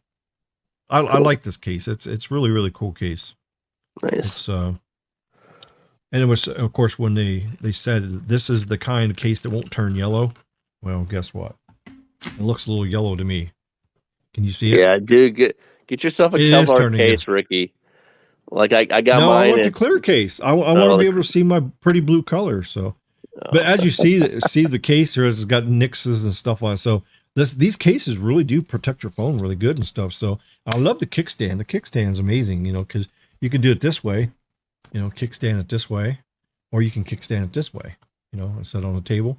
So it's really, really nice feature. So yeah, this case is amazing. So I hope the same case comes out for the 23 Ultra, because I'm definitely going to get it. Of course, they'll give it to you for free, because they give you do the pre-order, they give you like $200 worth of accessories and stuff. So, but yeah, it protects it pretty good here. So you take it out of there, so you can see, yeah, it's in good shape still. No problem. Nice. The phone looks almost brand spanking new because of the case. It's great. I've only dropped it twice, and the corners on this has got really good tough corners. So I dropped on the corner and didn't do anything. So I got lucky. I'm pretty careful with my phone where I don't accidentally drop it. Okay, so February 1st, tomorrow. There we go. The rumors. Okay, here, Phantom Black. Okay, here's the official color. It's called Botanic Green and Cotton Flower Cream and Misty Lilac, Light Pink and Lavender. Okay. All right.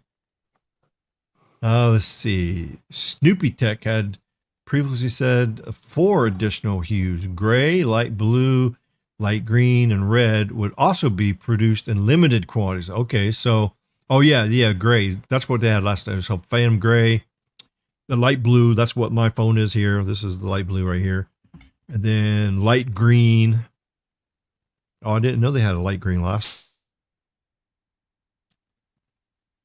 And then the red color. Okay, yeah. And that red color was like more of a, I don't know, it wasn't really a bright red, but I don't know. So yeah, there will be limited edition. They did say that. So light green, light blue, whereas the S23 Ultra also come in red and gray. Okay, so we got red and gray coming also. So red, gray, and blue for the Ultra. Let's see, somebody spotted these kind of renders too, but okay. Oh yeah, okay. Well, that's a video. I'm not going to play that because I don't want to get in trouble. Got to keep the YouTube animals happy.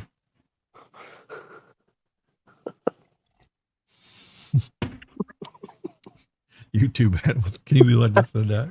Like, what? What'd you say, Ricky? That's right. The 6.8 inch is highly likely to flaunt a 200 meg. What the hell's wrong with these people writing articles? Where the hell do they get these words at? I mean, do they realize what flaunt means? When you say you're going to flaunt a 200 megapixel camera, you know what people, when they really read that, you know what they're thinking? They're thinking this, this little thing you got here. Oh, lucky. Oh, that's flaunt. What the hell's wrong with these people? Are they freaking nuts? That's not how you talk on a damn article. Oh my God.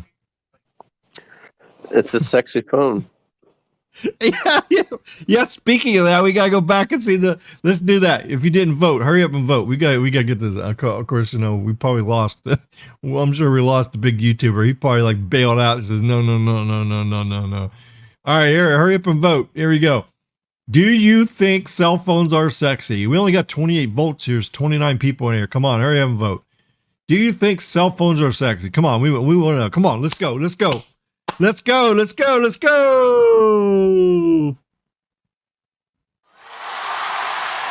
think cell phones are sexy? We want you to vote now. Yes. Guys probably think I'm crazy. I'm sure SMT probably said, I'm out. Peace out. I'm out. And he probably turned his phone off, went to sleep. Ricky's blasphemy, There we go. 29 votes. There we go. One more vote. Anybody else? Hurry up and vote. We're going to close this poll out here. Do you think cell phones are sexy? Here we go. 5, 4, 3, 2, 1. And we got a winner. Winner, chicken dinner.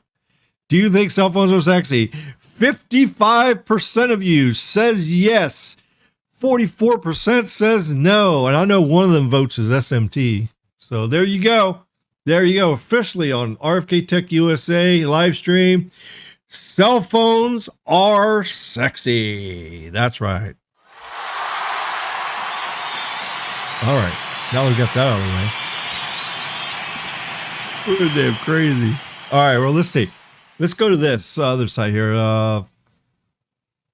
Let's see what they got. I think this has a little bit more. Okay. So when does the Galaxy S23 announcement live stream start? Okay. So the 23 lineup will be announced at Samsung. Well, they misspelled that.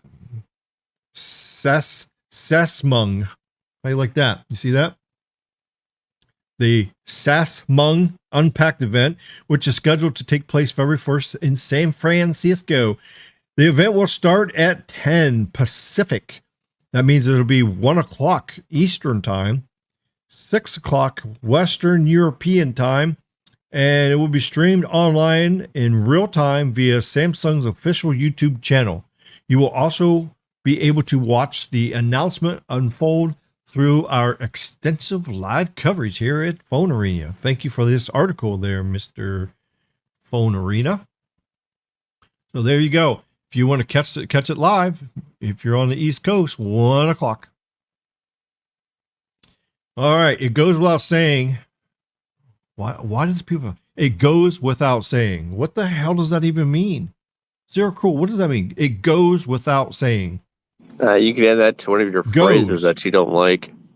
Goes. It goes. Okay. What does the word goes mean? Without. What's without? And then saying. How is going anywhere have anything to do with not saying anything? I mean, come on, people. The highlight of the Galaxy Unpacked will be Samsung's newest high-end smartphones. S23 family will consist of no less than 3 devices. So we already know 23, 23 Plus, 23 Ultra. All 3 of them will be making their debut in February, but you will be able to pre-order them immediately after the announcement. So a little bit of a warning, everybody. If you're going to order one of these phones, do not order it the same day as the release, because the first 3 days the reservation's kicking off, the Samsung website, unless they fixed it, will have crashes. Your order will go through and then it'll get canceled, like it happened to me a couple times. One time I ordered it, the order went through, but then it said your payment wasn't good. Your credit card was declined, which I had the money in there. It's like, come on. So they canceled the order.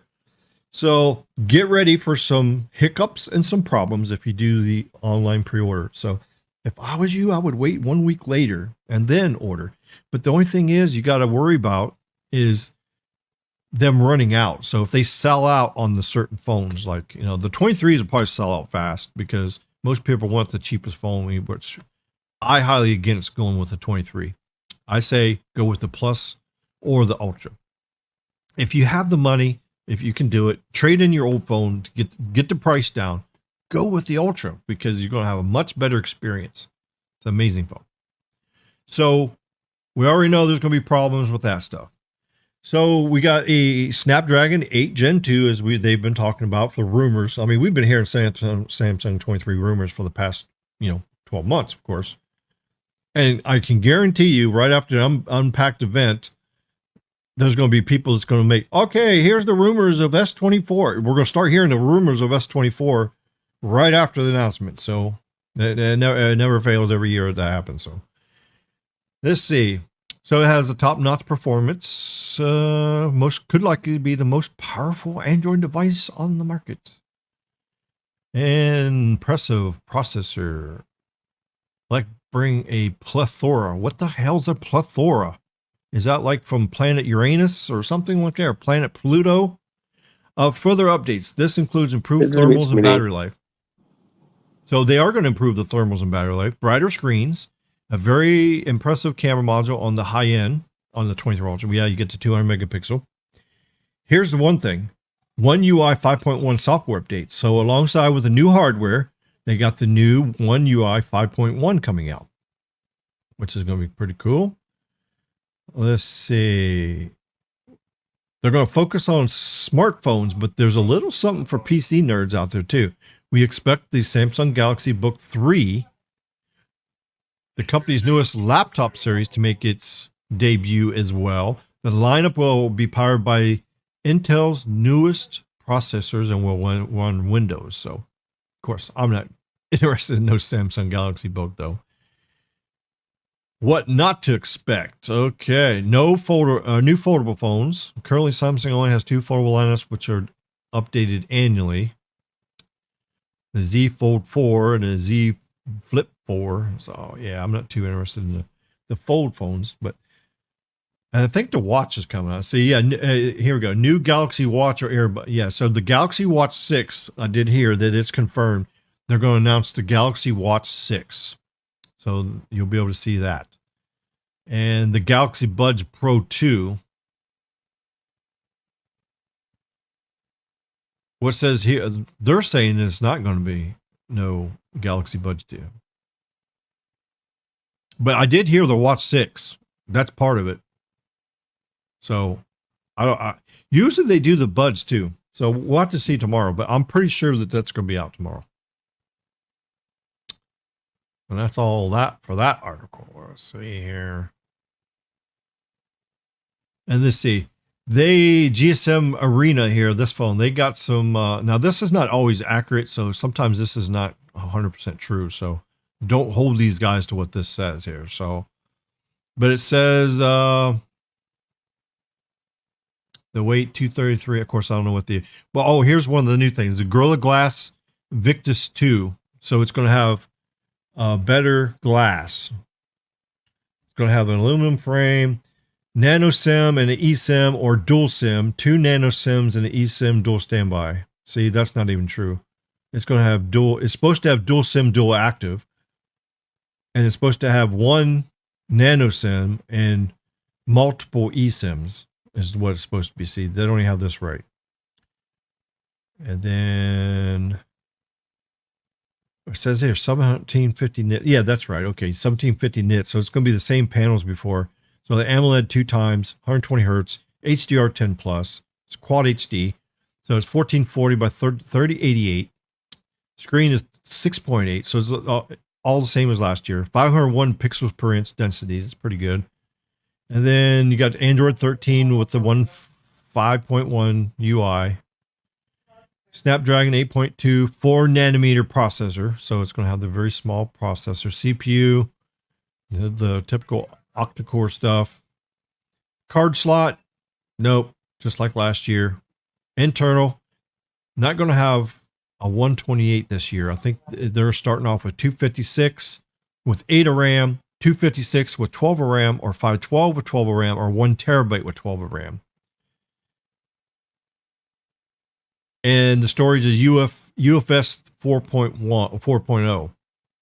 But the S23, the plain model, is not going to have UFS 4.0 storage. It's going to have the 3.1.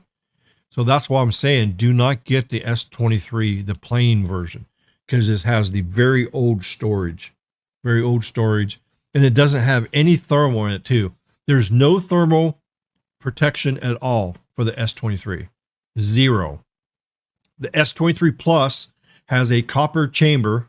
It's just a copper tube that helps get the heat away. And the 23 Ultra is going to have the vapor chamber cooling system in it, like the S22 Ultra has. So it's geared up to keep the phone the coolest. So the S23 Plus can get a little bit hot compared to the 23 Ultra. And if you get the regular 23, that phone will get hot so easy. So that's why I'm saying stay away from the regular 23. Get the Plus or the Ultra. Camera, 200 megapixels. So that's the new thing. It's still got the same zoom, the 3 and 10 times optical zoom. I got a question about a trade-in, Ricky, for you. You have done the Samsung trade-in before, right?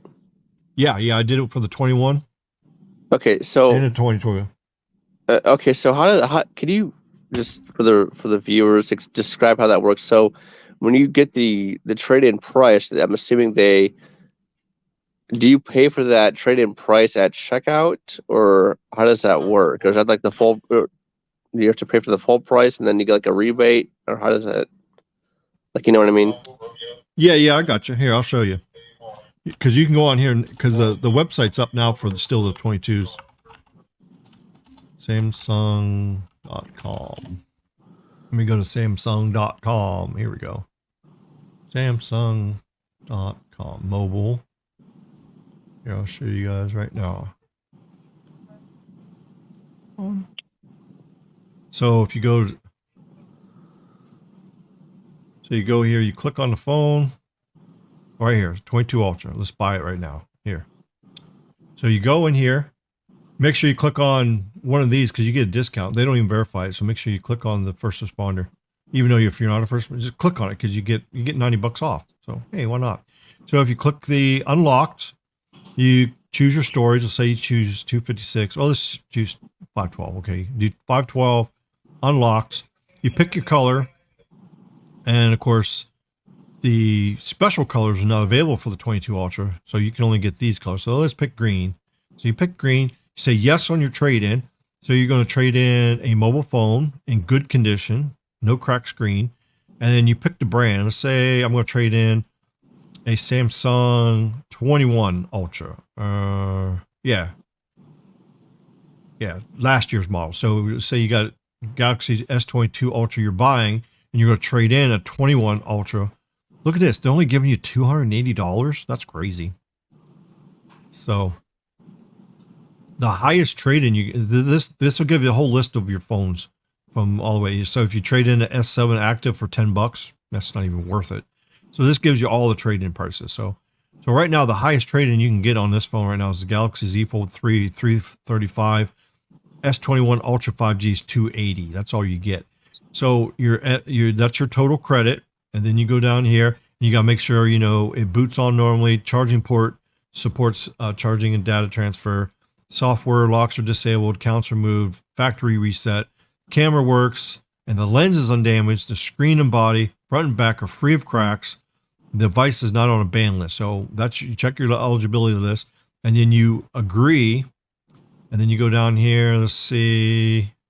No plan there. No coverage. And you go down here. And then here's your purchase. You can either pay full price or you can pay monthly. If you got good credit, you can do the monthly price, or you can pay in 4 installments, which this is something new. I didn't think they had that. So if you do one-time payment, so this shows you the thing here. So the base price of the phone is $1399.99. Trade-in is $280, so they knocked that off. And then you get $84 off for the first responder or education or whichever one you pick. So that gives you a total of $1035.99. So that's a savings of $364. So now if you click continue here, then it's going to take you, and then what you'll do is you're going to pay $1,335.99. And then it's going to add the taxes in there and the shipping, I think, too. I don't know if you have to pay. It may give you free shipping, or you can upgrade the shipping to like 2 days for like an extra $20 or $30 or something like that. So that's how it works. So you agree when you buy the phone that you're going to trade in the other. If you don't trade it in by a certain amount of time, then they're going to go back and charge you $280 to your card that you used to buy this with. And that's how the trade-in works. Gotcha. Okay. Good deal.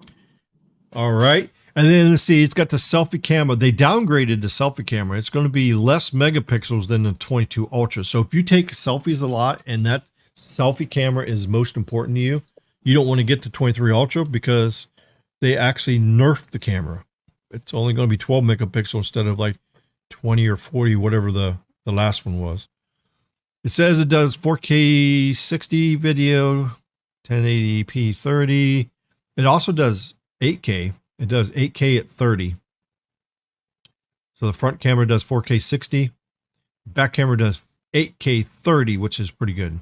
4K 60. It's got all those other, slow motion and all that time lapse, and it does all that stuff. No 3.5 millimeter jack. That's out the door. 32-bit, 384 kilohertz audio. So it's got and it's tuned by AKG. So the audio has been improved with the Bluetooth because it's got Bluetooth 5.3 now. That's the newest Bluetooth standard. So now it has the Bluetooth and the low energy. It has Wi-Fi 6 in it. It doesn't have the Wi-Fi 7 yet. We're still too early for Wi-Fi 7 to come out on the phones, but still it has Wi-Fi 6E. It's good. It's got the 3.2 Type-C USB. It's got all the sensors like it did before. Your pay. Same batteries last year, 5,000 milliamps. It doesn't have the solid state battery that I talked about in one of my past live streams. It doesn't have that. But still, you're going to have better efficiency with the 23 Ultra than you do with the 20, because the storage is the new storage. So it uses less energy. The processor is 4 nanometer. It uses less energy. The modem, the X70 modem is new. It uses less energy. So when you add all that energy savings up, it's actually going to have better battery life than the 22 Ultra. So if you're looking for battery life, the 23 Ultra will have better battery life. Charging, it says 45 watts. We know that's all malarkey, deception, lies. This phone here has never reached 45 watts. Never. The highest it ever charges is 30. I think one time it might have like blipped up to like 32 or 33 watts is the maximum it ever did. And that's when the battery was at 15%. And the way these chargers work is when the battery is really low, it dumps a lot of juice in it, a lot of wattage. It gets you from 15% up to 50% pretty quickly. And then it slows the charging down to like 15 to 20 watts and then finishes out the charge.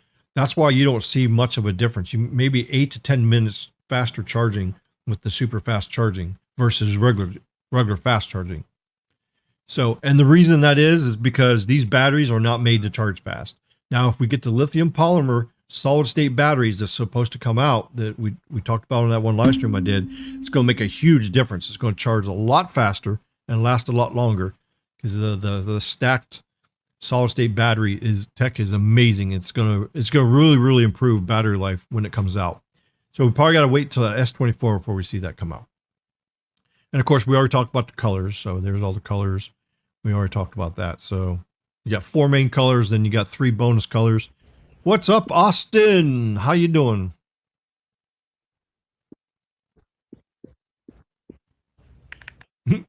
Austin's not there. Nothing much. I guess he's having troubles like I had, right?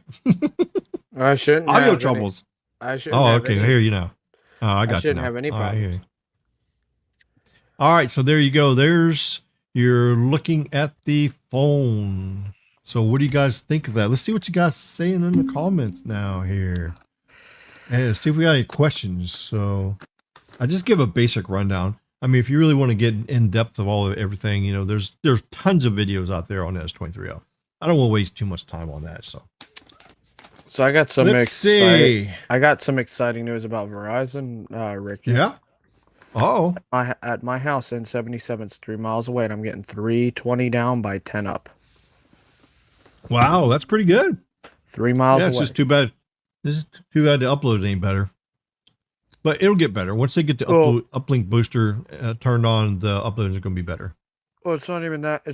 That's coming from a tower that's farther away than. Oh, yeah, 3 miles. That's pretty far, yeah. Yeah, right. So if it's 1 mile away, you should get more upload. So, like with me right now, I get like, I'm not too far from my tower, and I get like anywhere between 50 to 100 up. So, yeah, Edcell 10 is not too bad. Yeah, considering N41 for the last 2.5 years was doing, and Zero Cool can relate to this one, was only doing 300 down by 3 up. Yep, for sure. Mike says the FCC should allow Verizon to high power 5G just out of spite to piss the FAA off. Yeah, that's funny. They're doing it. They're doing something here because it's going through the woods like normal. Oh yeah. Well, N77 does. Yeah, N77 actually propagates very well.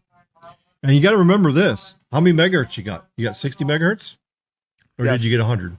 60. You got 60. Okay, just think about 200 megahertz of spectrum. What's going to happen? Just think about that. But someone did tell me that my stuff can go up to 200. Yep. So just imagine that, because the way these panels are set up is that the AI radio has got the radio is built in the back of the panel. It's 64 by 64, massive MIMO. You can run it at 60 megahertz of spectrum, but guess what you got to do? You got to turn the power down. So just think about this. think about your speed or your signal 3 miles away with 60 megahertz. Now, when they go to 200 megahertz, then they can turn the radio all the way up to 320 watts. And then you get a lot more spectral efficiency. The beamforming is going to work much better.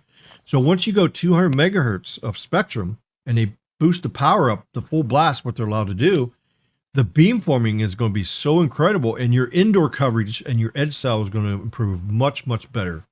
Right, Zirkle? Oh, dude, I cannot wait for that to happen. Right now, it's going to be a nice hour propagation for sure. I mean, I can't wait. So for people that's like being very critical of band 77 right now, and me, I'm one of them. This 60 megahertz, and the 40, the 18s, it's a joke, actually. It's just a Band-Aid. It's a lot more potential once they go full spectrum, full everything. So it's going to get better. I'll say this right now. I disagree with you about being a Band-Aid, because I can't wait for my home tower to get fixed. I'll tell you, I'll stream what's wrong, because I don't know if the person wants me to reveal on that. But the tower that's 2.7 miles away to the south, when they get it all working here, even at 60 megahertz, it's going to be able to do 300 to 600 down, depending on the backhaul restrictions. And right now, I'm seeing loaded pings as low for download loaded ping on Ookla speed test around 90 milliseconds for loaded. Wow, that's impressive for loaded. Yeah, that's good. Well, you got to remember too that once they do this full 200 megahertz, it's going to be pretty incredible. It's going to be amazing. It's going to be a lot better. Lavendi says, busy doing what, Austin? Swimming in your pool? No, it's been hot. Like Lavendi's not wrong. It's been really hot here. Really? Oh, it's nice out here today. It was beautiful. Yeah, you're in the Keys. you got to remember too, we had these cold fronts chill down the water. So the ocean temperature is like 69 degrees right now. So it's like really cool because it's shallow here. So the water's really cooled down. So all we need is just a little bit of breeze, and it's just like natural air conditioning. So, but you guys got landmass up there. You're not even close to the water, the ocean. So yeah, you heat up really fast. So we're kind of lucky that our temperatures like that. What was it? Monday, Fort Myers was the warmest city in America. It was at 86 degrees Fahrenheit. Oh, Lavendi says my crappy Samsung battery about to explode. That's what you're frying. Oh, shit. I don't know what that smell was. I smelled earlier. I don't know what that was. So who knows? I don't know. Justin says CB radio in the background or PD fire EMS. Yes. One scanner is on the fire department channel and the other scanner is on the sheriff's department channel. So yeah. And yeah, with my line of work I do, I'm security and I'm also a manager for the company. So I listen what's going on in the background. So if anything happens on our contracts that we have security at, then I can call that officer and tell him that, the police or fire is coming there for whatever reason. So he's at the gate because we have some gated RV parks and stuff and communities. So sometimes they're on a golf cart driving around. So I just want to make sure that they're at the gate when the fire comes. So that's why I listen to what's going on too. So give them early warning of what's going on in their area. And plus it's fun to listen to. I used to be a deputy sheriff and I used to be a firefighter paramedic, so it's fun listening to what's going on and stuff. Yeah, I usually turn it down for my live stream, so sorry that you can hear it, but this mic should cancel out most of it, so. That's whatever. Yeah. It could be worse. You could have a bunch of skunk apes in here. Mike says if you bring Latrell, also invite his buddy B-Tech. Oh, okay. Yeah, I don't know if Latrell's going to pop in here. He might. I don't even think I got B-Tech reviews on the direct message. I don't think. Yeah, see, somebody sent me a message. All I know is my main tower wants a good C-band. It's supposed to have a 5 gig backhaul. Stop saying C-band. Bad. Hey, at least I don't have Andromeda Spectrum. We're not saying that shit either. That's crazy. Austin's text says, I'll be streaming tomorrow. May react to the Samsung event. Okay, well, that's good. I got to look at some That's things good. and make sure I'm not going to get Currently copyrighted. upgrading a family member's iPhone software. That's what's delaying me. Okay. Yeah. Also, make sure that you guys subscribe to Austin's channel. Please, please subscribe and share it to everybody. We need to get him to 1,000 subscribers. Where are you at right now? What, 453 or something? You haven't grown much. I'm at 472, and like I said, I cover Apple stuff primarily. So if you know people that want to look into my stuff, but if you're not interested in Apple, please don't just subscribe just to inflate numbers. Well, yeah, you got to subscribe. We got to get you to 1,000 subscribers. So even if you don't watch his channel, just subscribe so we can get monetized, so we can make some money. Make some money. And this is the other thing. I don't make money unless they're actually watching. It has to be an active thing, or it's that's true too. But if you got enough watch hours and you got enough subscribers, then you can get monetized for the people who do watch you. So, yeah, we need to get you up there. Plus, once you get to 1,000 subscribers, we're going to give away $50 on his channel. We're going to go live on his 1,000 subscriber party. And I am going to give $50 away to one of his subscribers. Yes, and I also need to send you $50 from what you want on my channel there, Austin.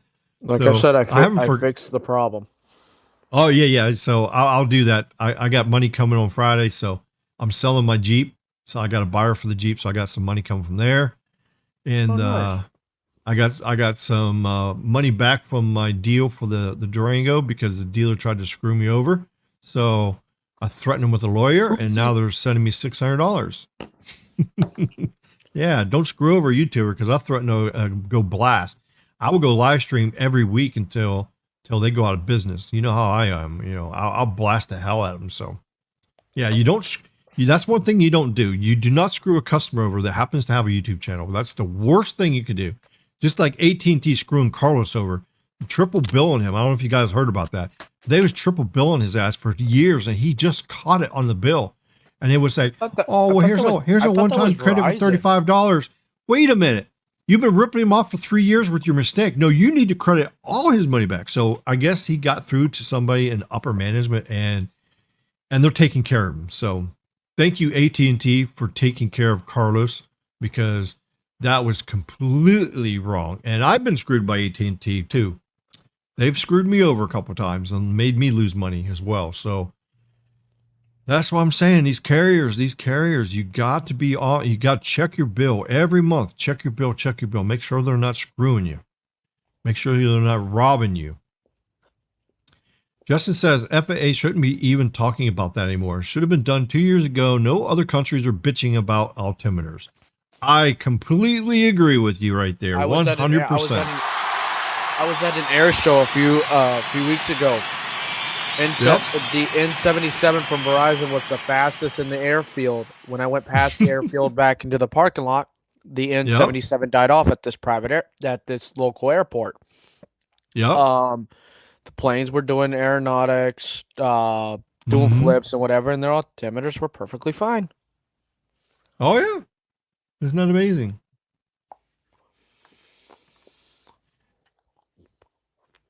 Yeah, completely amazing. That too, phones need to stop saying 5G at the end of them or pushing it in their specs. Everything should have them standard or it's a waste of product. Yep, that's true. I don't buy $900 cell phones anymore now because you can get ones for under $500 to do the job perfectly. Yep, if it works for you, then that's what you should do for sure. He is correct there. Most phones these days, the budget range phones are pretty as good as the top. Yeah, I mean, it depends what you're doing. Yeah, there's going to be a lot less performance, especially if you don't have 5G. If it's LTE only, it's going to be a lot less. That's for sure. It just depends on what you do with your phone. I had that Samsung kickstand case and ended up switching to the ESR kickstand one because the Samsung kickstand would dig into my pocket or scratch other stuff. Oh, okay. Well, I'm lucky I don't have that problem. Thank goodness. I love the blue color for the stream. Yes. Why put a 4K, 8K screen on a phone when you wouldn't notice it on a screen that small? 1440p is about max. I'm not sure what resolution you max out on telling a difference in picture quality. That is kind of true. That on the smaller displays, yeah, if you got 1440, like a quad HD, like what the S22 and S23 is, I think that even S21 has a quad HD, the same screen. So yeah, it's pretty good. I mean, 500 pixels per square inch. That's some pretty good resolution. Now, if you go to a 4K TV and it's 65 inch, and you look up the pixels per square inch, it drops. It's like only a couple hundred. It's like 200 or 300 pixels per square inch. But that's because the screen is bigger. So a higher resolution is necessary for a bigger display. So like my display I'm looking at right now, this is an LG 4K 160 hertz display. And I'm looking at the screen and I can just barely see the pixels in the screen. Now, when I look over on this screen, on this side, this is a 1080p one. Now I can clearly see the pixels. I'm looking at my screen. I can see the individual pixels in the screen. So that shows you the difference. I'm going 1080 to 4K. It really helps. Now, when you go to your phone with 1440, when I'm looking at it, I can't see the pixels because they're just too small. Now, if I get really, really close, I still can't see the pixels. So yeah, 1440 is really, really good. There's no reason to have a 4K screen or 8K screen because it's just going to drive the price up. So now in the future, yeah, never know. It might go better display, but yeah, I agree with you, Aaron.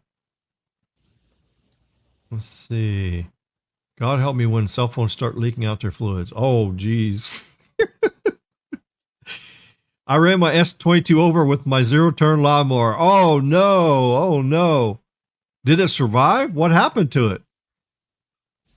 Well, if it's in the grass and you run it over, hopefully the grass was like soft enough to where it didn't hurt it. So, hello, Alex. Welcome to the live stream tonight. How's things at work there? I think you're working right now there. What up, buddy? Working, bro. Getting this money. Yeah, see, you're working on my days off. I'm off on Tuesday, Wednesday. So in my opinion, 200 megapixels is excessive for a phone camera. Well, yeah. I mean, in your opinion, yeah. But for us people who like to take pictures and stuff, and like me, I was trying to catch the comet last night, and I think I was successful. I think I caught a picture of the comet last night. I'm not 100% sure, but let's see. Let's see if it'll show up on the phone here. Let me turn the brightness up. There, I'll show you the picture. Let's see. I don't know if you guys can see it or not. Yeah. You see there? See the Big Dipper? Yep. Big Dipper is like right. Let's see. Let me get there. Big Dipper is right there. Over here. Right. There's the North Star. And right there should be the comet. Right. I don't know if I got it. Right there should be the comet. I'll know tonight. I'm going to take the same picture tonight. Later on, I'm going to go out to the beach down where I work at, where it's pitch dark outside. I'm going to snap another picture. And if that moved to the left, then I know that's definitely the comet. If that's still lit up in the same spot, then I know it's not the comet. But I'm pretty sure that's the comet. But it's supposed to be the brightest on February 1st. So tonight and tomorrow night, the comet's supposed to be the brightest. So, but yeah, so having a really good camera and the night mode is really good. So if you're really into taking pictures at night of the sky and just taking pictures anyway. So, I mean, you can have this phone with a 200 like the 23 Ultra when it comes out with a 200 megapixel camera and all the new stuff in it. You can take almost as good pictures as a DSLR camera. So, I mean, why carry a big camera and a phone in your pocket when you can have this? It kind of covers both. So if you're into photographing and taking pictures and stuff, yeah, the 200 megapixel camera is going to be good for you. But if you'd never use the camera in your phone, hardly ever all, then yeah, the 200 megapixel, I would agree, is a waste for sure. Regardless says, will the new Samsung Watch have 5G tech in it? Nope, I don't think it does. Let's see. Let's see if the Galaxy Watch 6 specs are, because it didn't show. I didn't see it on those pages here. Let's see, Galaxy Watch 6. 6. Let's see what happens. Samsung Galaxy Watch 6. Let's see if anything's on Samsung's website. I don't think Samsung's got it on there yet. Everybody else is putting out stuff on it here. Let's see. Nope. Nothing from Samsung. But we do have this one article here. Who's this? Phone Arena.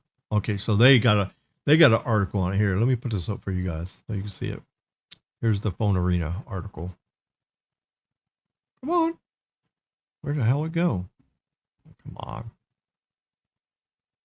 Here we go. All right, Samsung Galaxy Watch 6 and Watch 6 Pro release date and pictures and news. Okay, here's what it looks like. It looks really nice. It looks. I got to Watch 4 is what I got right now. I got to Watch 4. That's what I got. I'm actually thinking about getting Watch 6. I think I will get it. Let's see. Galaxy Watch 6 and 6 Pro aren't even officially announced yet. Let's see. We can expect to be released in August. Oh, okay. So the Galaxy Watch 6 will be released. I think it's going to be announced in an Unpacked event tomorrow, but it says here it's going to be released, though, in August. So, yeah, here's the dates here. We have a table showing Samsung Galaxy Watch release schedule as of it now. Okay, so Galaxy Watch 6 is coming out August 11th.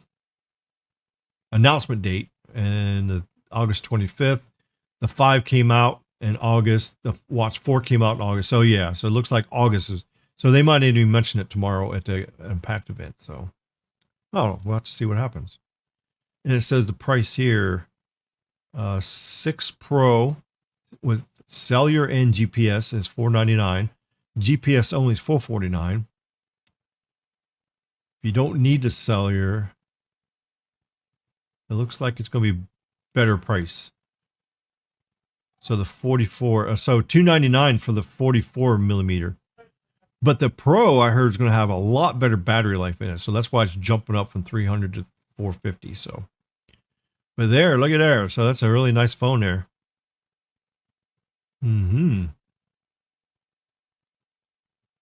Oh, look, there's the fold next to the Watch 6.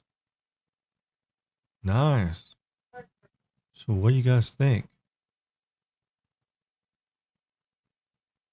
Battery life. Okay, says a 590 milliamp battery, 60 hours of battery life, or close to 3 days before needing to charge. That's huge. That's the biggest thing I complain about my Watch 4. It barely lists a 12-hour shift for me.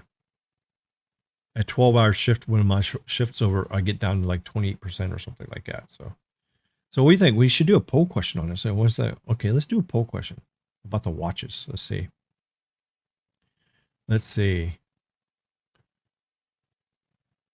Are you interested in a Galaxy, or we can't leave Apple out, or Apple Watch?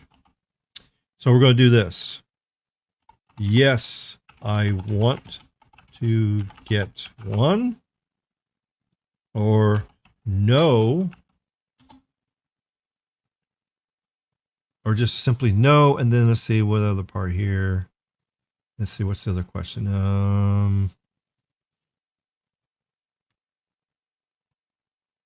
Oh, I just forgot what I was going to put in there.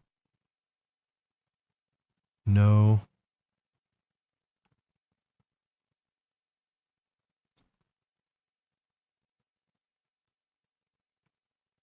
I think that's good enough. Are you interested in a Galaxy or Apple Watch? Yes, I want to get one, or no. Okay, that's good enough. There you go. Poll questions up. Let's see. What do you guys think about watches?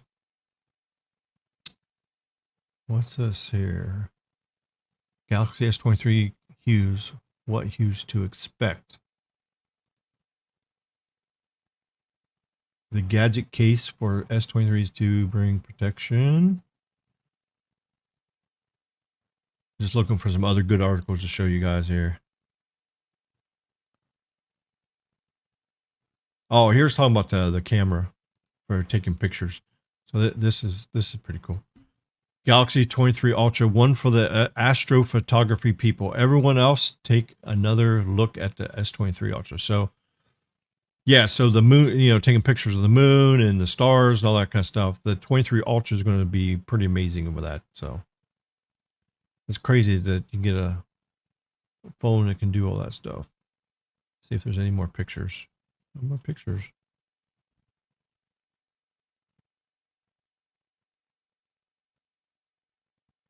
Gosh, they got the unlocked version. Look at this. Oh, this is a refurbished. They have a refurbished. I don't know if I would trust anything refurbished on Amazon. I don't know if I'd trust it or not. $679. That seems kind of scary there. So kind of scary. All right, let's see if this site has any better colors here. Let's see. Oh, that's showing the color. I was hoping they'd have the limited edition colors. Amazon, when it comes down to the refurbished store, Amazon's return policy is actually pretty respectful. Yeah, it just sometimes they flash the phones with a non-Samsung firmware, which can give you problems when you're trying to connect to carriers and stuff. It's another reason why I've heard people have issues with that before. That's a pet peeve of mine with Android. Yep, for sure. You don't have to worry about flashing ROMs with Apple devices. Uh-oh. Zero Cool got bumped or something. Yeah. It's all good. Okay, so there we go. Let's see what else we're going to do here. All right, I don't know if we're going to get that 23. Okay. Family Mobile trade-ins, you pay full price, get trading credits. After that, you return your old phone. Yep. Is the X selling that much better than the X to justify it worth? Well, when you take everything, you can't just look at one thing that's been upgraded. You got to look at the whole thing. The storage is better and faster, more energy efficient. The processor is new, more energy efficient and smaller. The modem is more energy efficient. Let's see what else. The camera is upgraded. Well, that just depends if you like that or not. What's the other thing? Oh, it's got the Bluetooth 5.3. So if you use Bluetooth a lot, you stream music and stuff, it's going to be better because the 5.3 low energy is going to be more reliable and more steady. So if you use your Bluetooth a lot for your headset, using a headset, or you listen to music across it, it's going to make a better difference. Let's see what else. That's about it because the battery's the same. Let's see. Storage is about the same as the other ones. That's about it. So it just depends. But as far as 5G performance, the X70 is going to be a lot better, especially if you're on T-Mobile. If you're on T-Mobile right now, the X70 is going to really, really help you out, especially on their fake standalone, because it can do 4 carrier aggregation on fake standalone. So it's going to help you. You'll be able to carrier aggregate 4 bands together. Even though they haven't perfected standalone yet, it's still in beta testing pretty much. I think the X70 modem is going to have some things that's going to make it work out better. What do you think here, Zirkle? Yeah, I mean, the X70 is a definite upgrade. I mean, I'm getting the the S23 primarily for the DSDA and the modem upgrades itself. So. Oh yeah, I forgot about the DS. Yeah, it's going to be equal to like the iPhone, dual SIM, dual active. Yeah, I'm hopefully I can get a third SIM on active. We'll see, right? So yeah, it's supposed to be hopefully having a software change out in March, but we'll see. Mm-hmm. Mike says I'd rather have $15 more than paid when I bought my phone, seeing its good condition. I paid carrier network to unlock it. Yep. So far, I've noticed the iPhone doesn't like standalone N41. Yeah, I guess not. Too many don't like it or something. Well, I mean, from what I can see, there's some areas where it does 1,000 megabits on speed test, but then I'm seeing here where standalone is slower than could be, and when you exactly NSA, it's doing faster speeds. Standalone is supposed to be better. That's right. Supposed to be, anyways. Yeah, I'll believe it when it truly comes out. But if it's looking like it is right now, where it's slower via NR standalone, yep. I'm sorry, but I'll prefer NSA any day if it's going to be faster. Right now, when you mix LTE and 5G together, it's going to work better because you got more spectrum and everything like that. So Plus, you use voice over LTE, which is already known good. Because this fake voiceover on our stuff is just not that good. Not that good at all. Mike says 2 days around Laplace, Louisiana has been foggy. Yep, this time of year it gets foggy, that's for sure. Oh, yeah, it's been. Mindy said I'm about 9 miles to the beach. Oh, wow, 9 miles to the beach? Oh, Alex is laughing. Oh, shit. Oh, yeah, I know where Lavindy's at. Yeah, Lavindy's really close to the ocean. I was near Lavindy Sunday. Mm-hmm.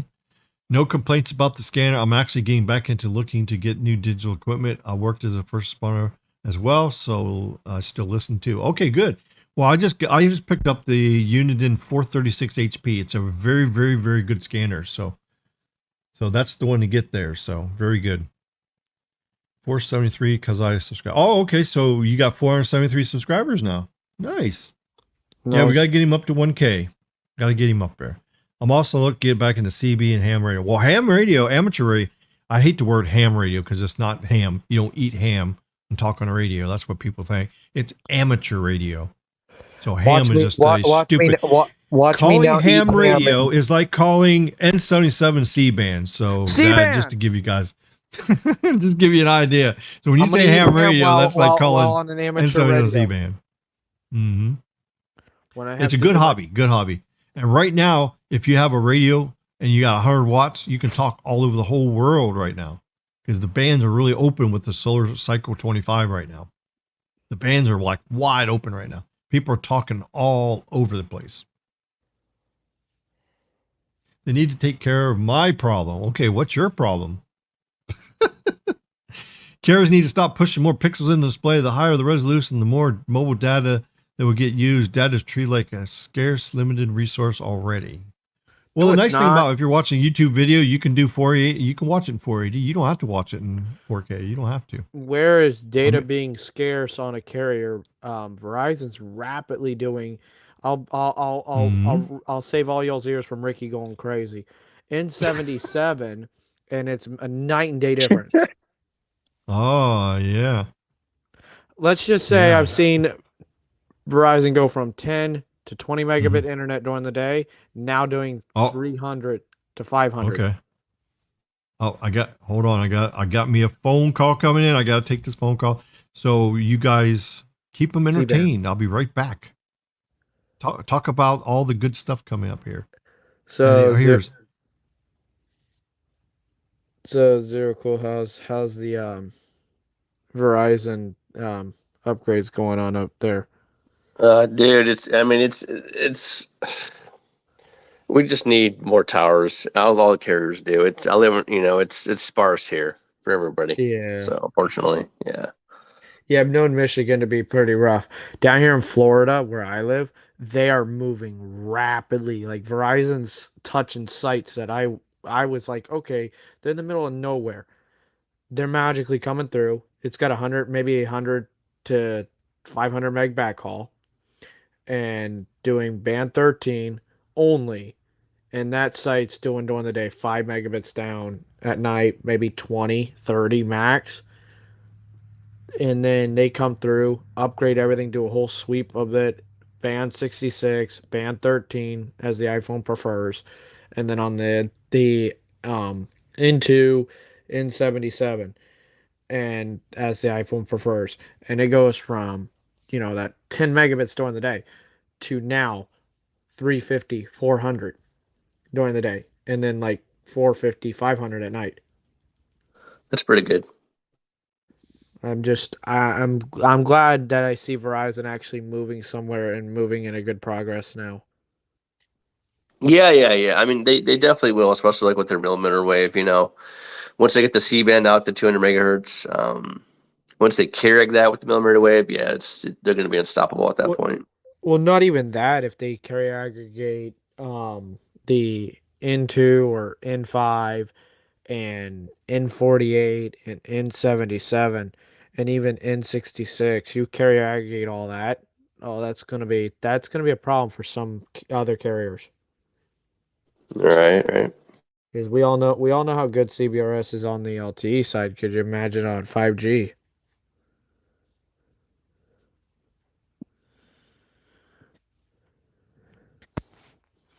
I'd be curious. Yeah, I mean, definitely. Yeah, for sure. I mean, N40 will be good. You just need to put it up in more places, you know?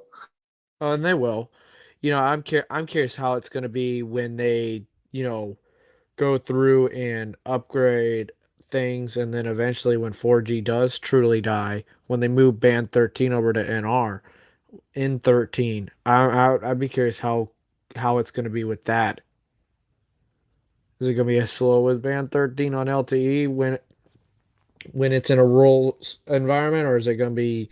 It's going to be slower than T-Mobile because think about it, they don't have much 700 megahertz bandwidth. Like True. T-Mobile has more 600, so it's going to be a really, really slow band. But it is stable. Yeah, of course. And then T-Mobile here, SA is on. It's doing standalone on the iPhone with N71, and where I'm at, N71 when it's non-standalone, it's doing 30 down. When it does standalone, it's doing 3 megabit tops for downlink. Yeah, the standalone's just not ready yet, and probably won't be No. ready till 2025 at least. Yeah, at least because that there and it doesn't help that because they have so many separation 4 miles apart per tower here, it's just causing the phone to get too hot. Right. Yeah, exactly. That's the thing with lower frequencies, and I'm sorry, with higher frequencies, it's definitely going to heat up your phone. Yeah, it's like Verizon here. They have between two towers, the one to the southeast of it and then one's off to the northwest. They are separated by 2.7 miles, and then there's another one off to the um east of the other tower, that's they're like in a triangle, and that one's separated by 3 miles off to the east from the one that's up at the top of the triangle, and then it's 2.5 miles away from the one that was to the southeast of the main tower. And they have that triangle pattern set up, and 2 out of 3 in that pattern have all the 5G radios. The other one has a problem right now. Right. So Yeah, essentially, it go caused a ahead. sinkhole.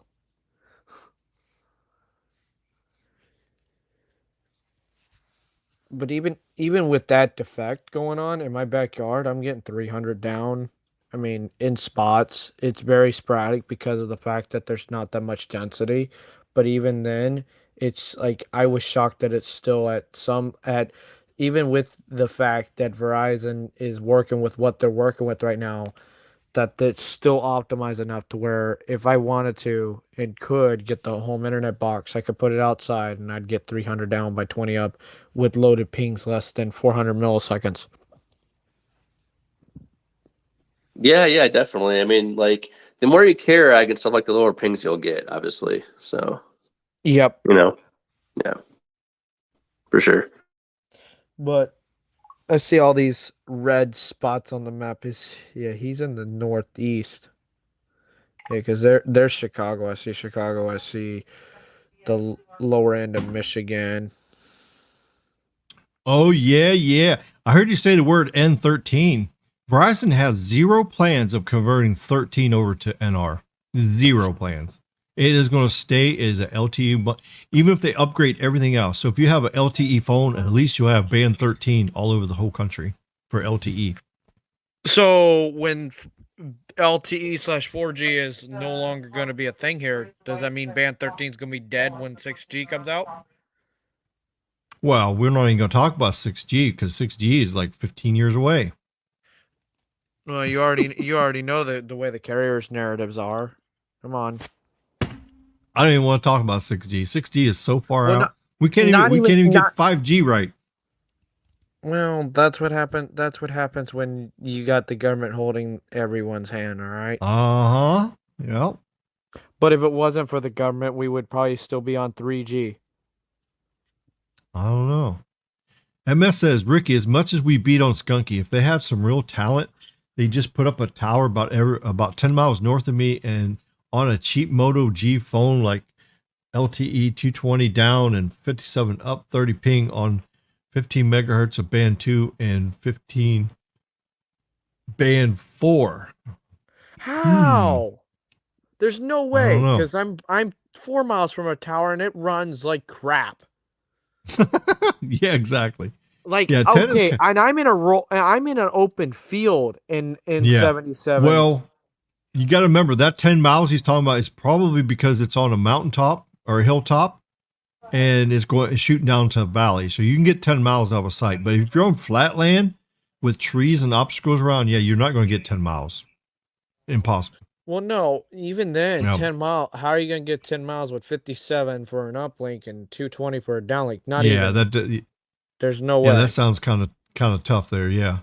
As far as I know, you wouldn't notice the Bluetooth 5.3 quality difference unless the Bluetooth device on your phone both have to support it. Well, that's true. Yeah. You would need 5.3. You need 5.3 device connected to your 5.3 phone. That is true. But if your phone does 5.3, it's backwards compliant to the device that's 5.1 or whatever like that. So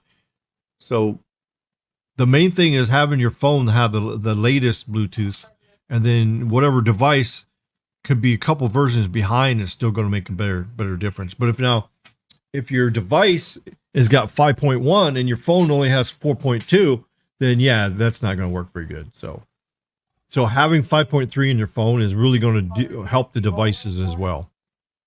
But in a perfect world, if we get 5.3 on your device and your phone, yeah, then it's a double win. The regulations for GAA CBRS got to be a nightmare for internet. Oh yeah, it definitely is. So you're talking about band 48, yes. And then I heard you say something about N48. Yeah, N48 is going to be better because it's a 40 megahertz channel.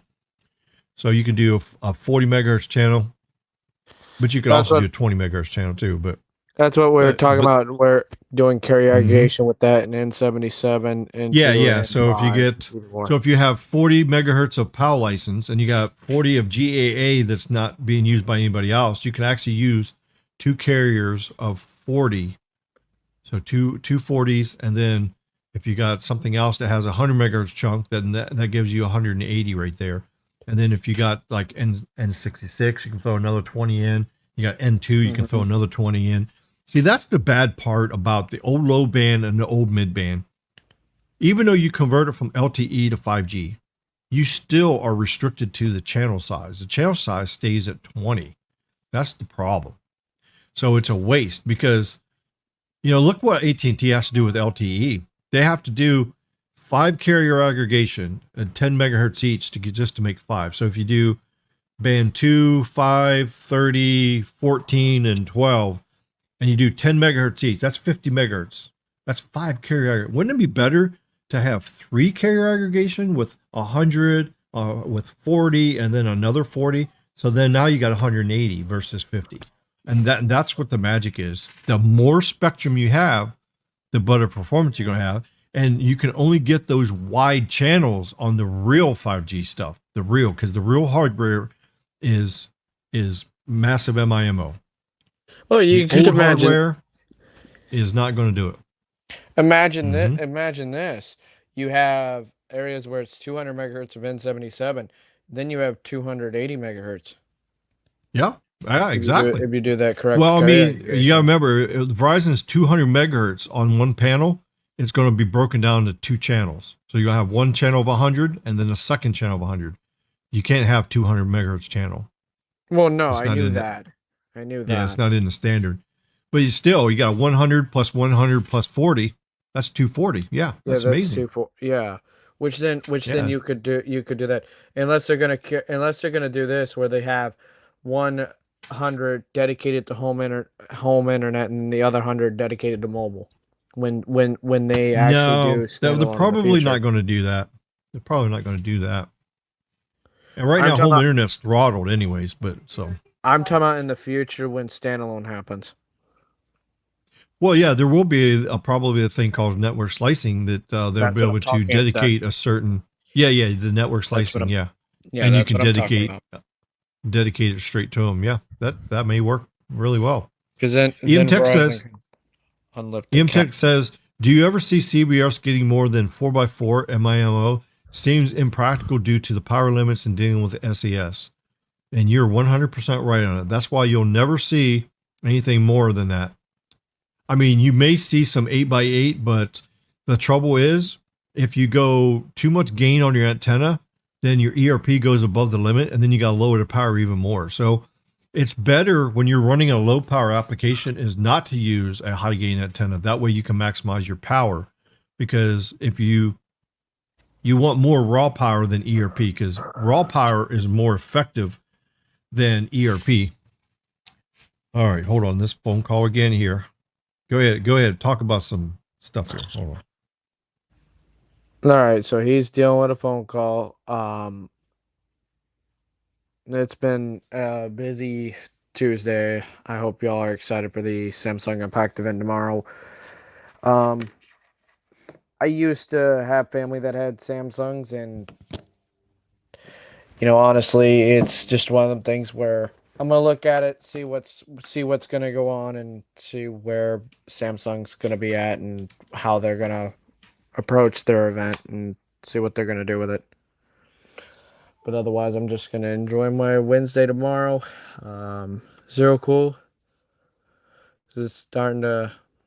How are you dealing with that cold weather up there? Dude, it's colder than a witch's titty over here, man. Man, I wish you could vacation back here in Florida, honestly. Yeah. I mean, yeah. Because I was looking at it, I'm like, I saw an EM Tech. I feel bad for him. Like it just y'all getting brutal cold. Yup. It's the name of the game. Yeah, it's winter, but hey, what can you do? Hey, at least tomorrow's February 1st. Yeah. If you believe in it, the groundhog is on Thursday. I don't want to see any groundhogs. Like, none. You don't want no groundhogs. So with the CBRS, if it ever gets high power, just with like a 3.7, you can do it massive MIMO with that. If it ever gets there. But it probably won't. Wishful thinking.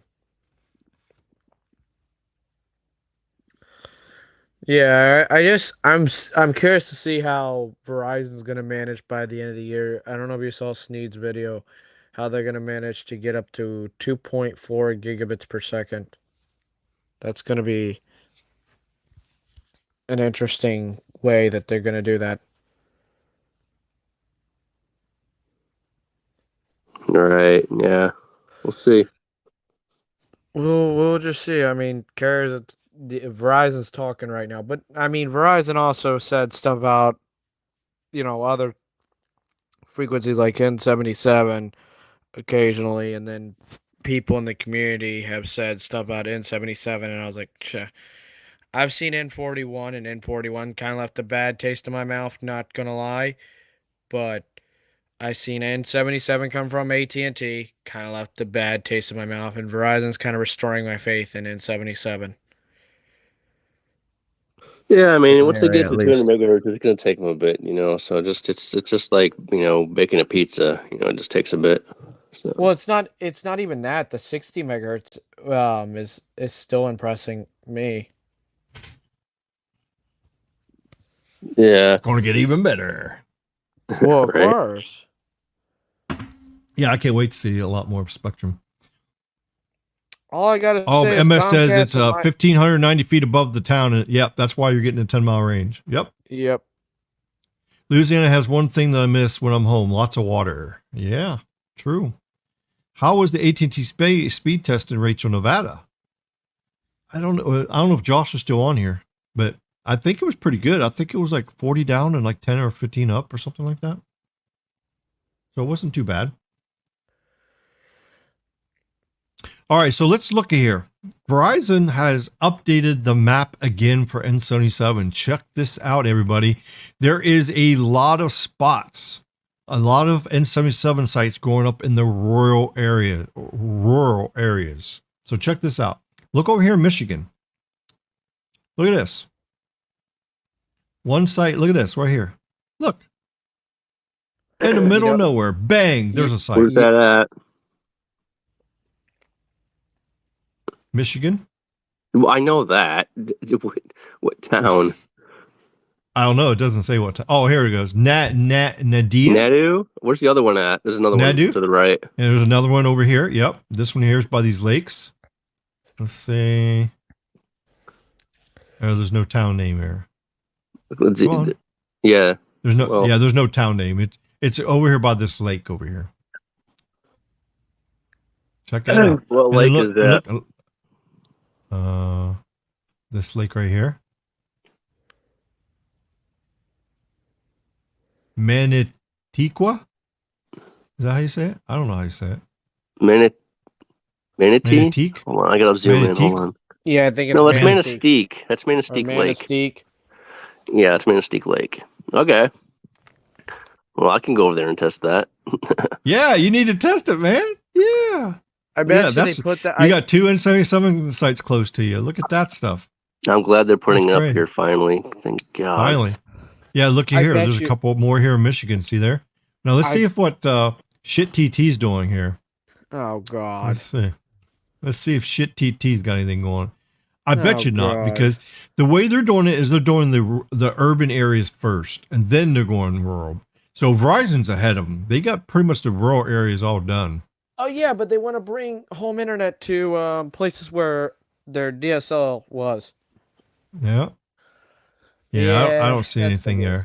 There's no plus signs there. So the closest thing you got for Shit TT is over here, but you got N5 everywhere though. You got Flint. Flinton's got some crap DC is what I'm gonna call it. Instead of calling it 5G plus, I'm gonna call it crap DC. But there's Flint for you. Look at there. And I'm sure this is all lies too, because there's no way that they got coverage like that. There's no way. They're exaggerating. So, Shit TT. But yeah, let's see. They've expanded a little bit over here too. For Verizon's overshouting the fact that they have N77 here. Okay, so here's Cincinnati area. Here's Columbus. And it's like over here. There's still nothing over here. In Chase's area, there's one over here, one right there. So Pittsburgh is got a little bit. Up in Canton's got a little bit. Okay. And then we go back to Verizon. Let's see. Let's go down. Yeah, look at all these little sites. These little ones are popping up all over the place. Look at this. There's little ones popping up everywhere. Look at this. This is crazy. Even North Dakota's getting some N77 love. Look at that. Did you see the one, Ricky, in the Panhandle of Florida? Not yet. We're going that way here in a second. Look at here in Ohio. Look at this. In the very rural hills of Ohio. Look at this. Look. There's an N77 site in the middle of nowhere in Ohio. You know what that's competing with, right? Buffalo, Ohio. You know what that's you know what that's going to compete with, right? Meadowlook. And look here. That's going to compete with your ISPs that are there. Them coax ISPs. Okay, what city is this? The Doxus of the world. Oh, Kingsbury. This is west of Parkersburg. I think. Let's see, Parkersburg. Oh, no, that's by Marietta. I think. Wait a minute. Oh, Marietta's right over here. So this is Marietta. Okay, so this is... Oh, Parkersburg's right here. It's west of Parkersburg. Yeah, this should be Parkersburg right here. Yeah, there's Parkersburg, West Virginia. Okay. Yeah, so it's over here. And then over here, you got Noble County. Over here by Caldwell. This is in the country. Yeah, because Caldwell's right here. Yeah, just south of Caldwell. This tower right here. And 77. And you got one over here. Look at that. Crazy. Some of these rural areas. So these places probably got band 13 only. And look at here. We got Belmont County, Ohio. We got some action going on. Look at there. This is this should be near Bethesda, I think. Bethesda's around here somewheres. Oh, Glencoe. Look, there's Glencoe. There's Warnock. Okay, where's Bethesda? Bethesda's. Oh, there's Bethesda right there. Okay, yeah. All right, so because Barnesville's over here. Yeah, Barnesville. Okay. Yeah, so looky there. We got some coverage. And then over here, where's this? It's over on the county line.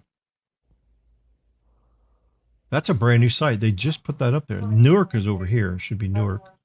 Oh, that's Mount Vernon. Okay, that's Mount Vernon. Newark is down here. There's Utica. Okay, here's Newark. Okay, so there's Newark. Okay, yeah, so that's up there. This is over in Chase's area over here. This is Coshocton.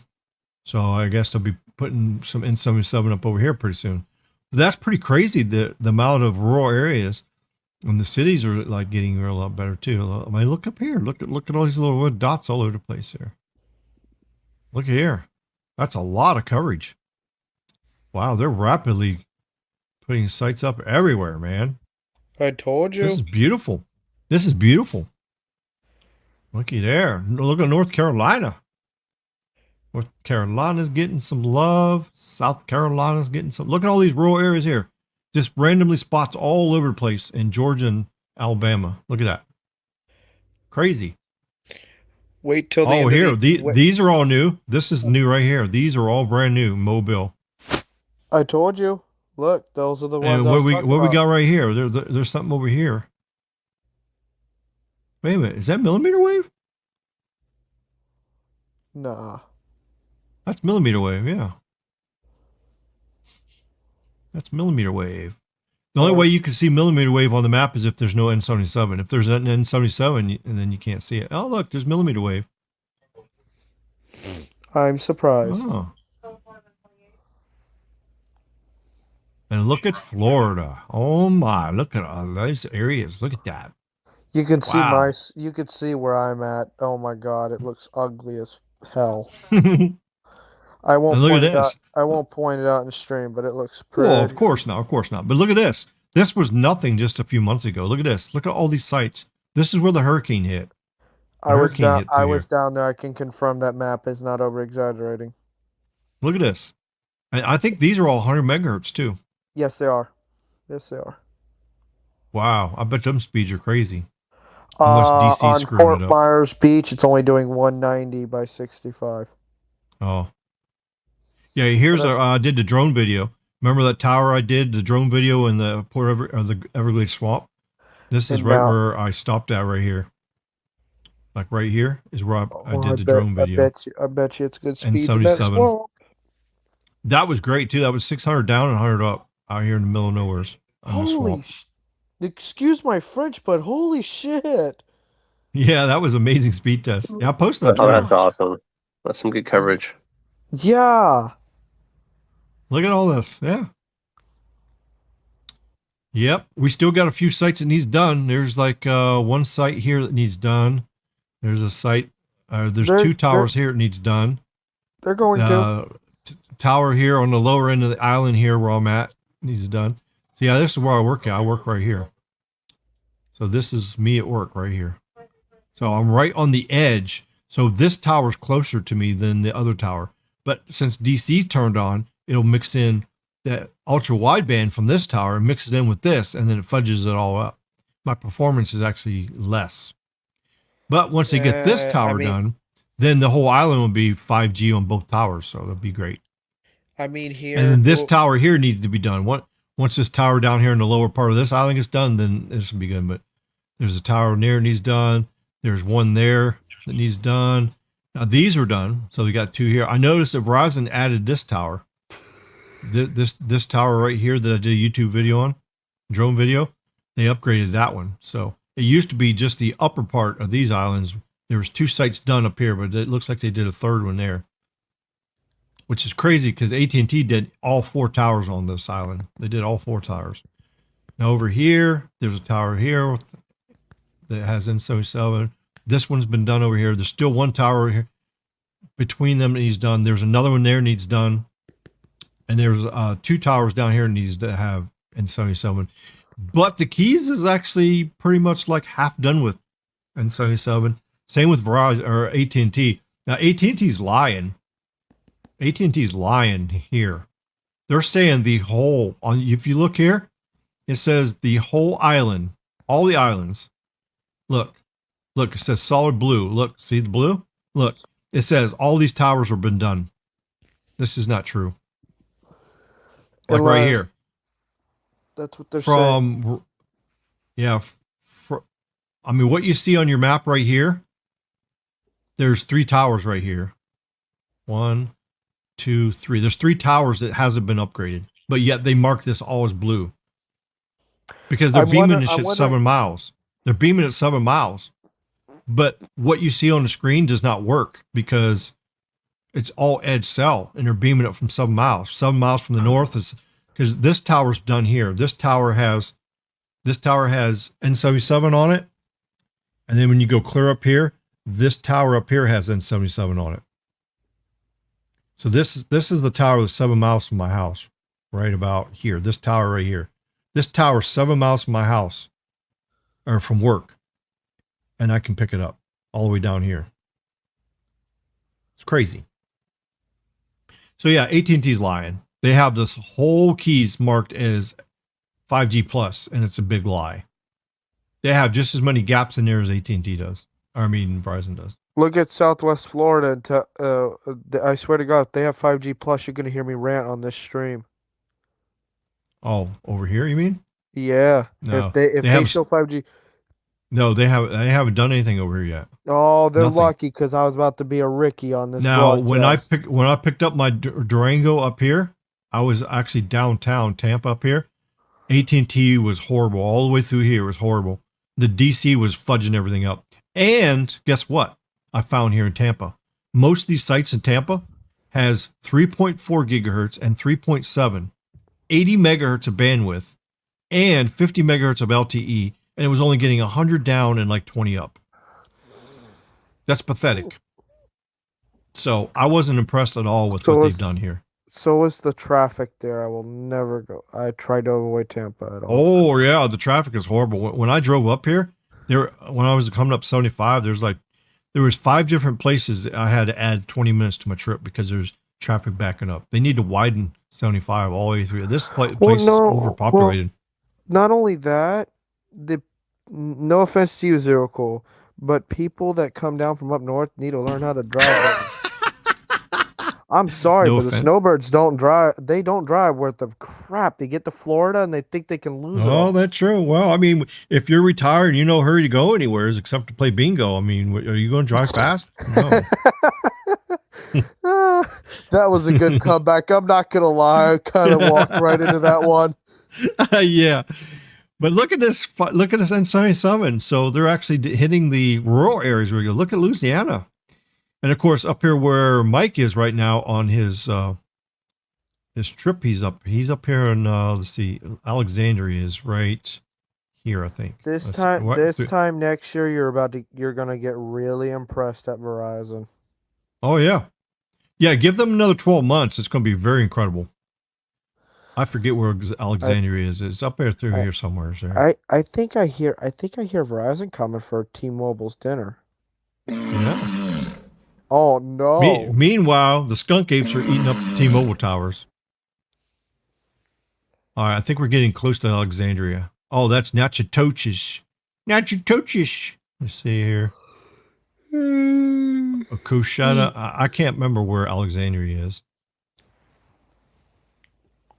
Oh, I'm too far up. Well, maybe not. Oh, there's Shreveport. Okay, Shreveport's there. Oh, night, mosquito. Oh, yeah, you heard the skeeter go zap, zap? Yep. That probably wasn't a skeeter. That was probably a gnat.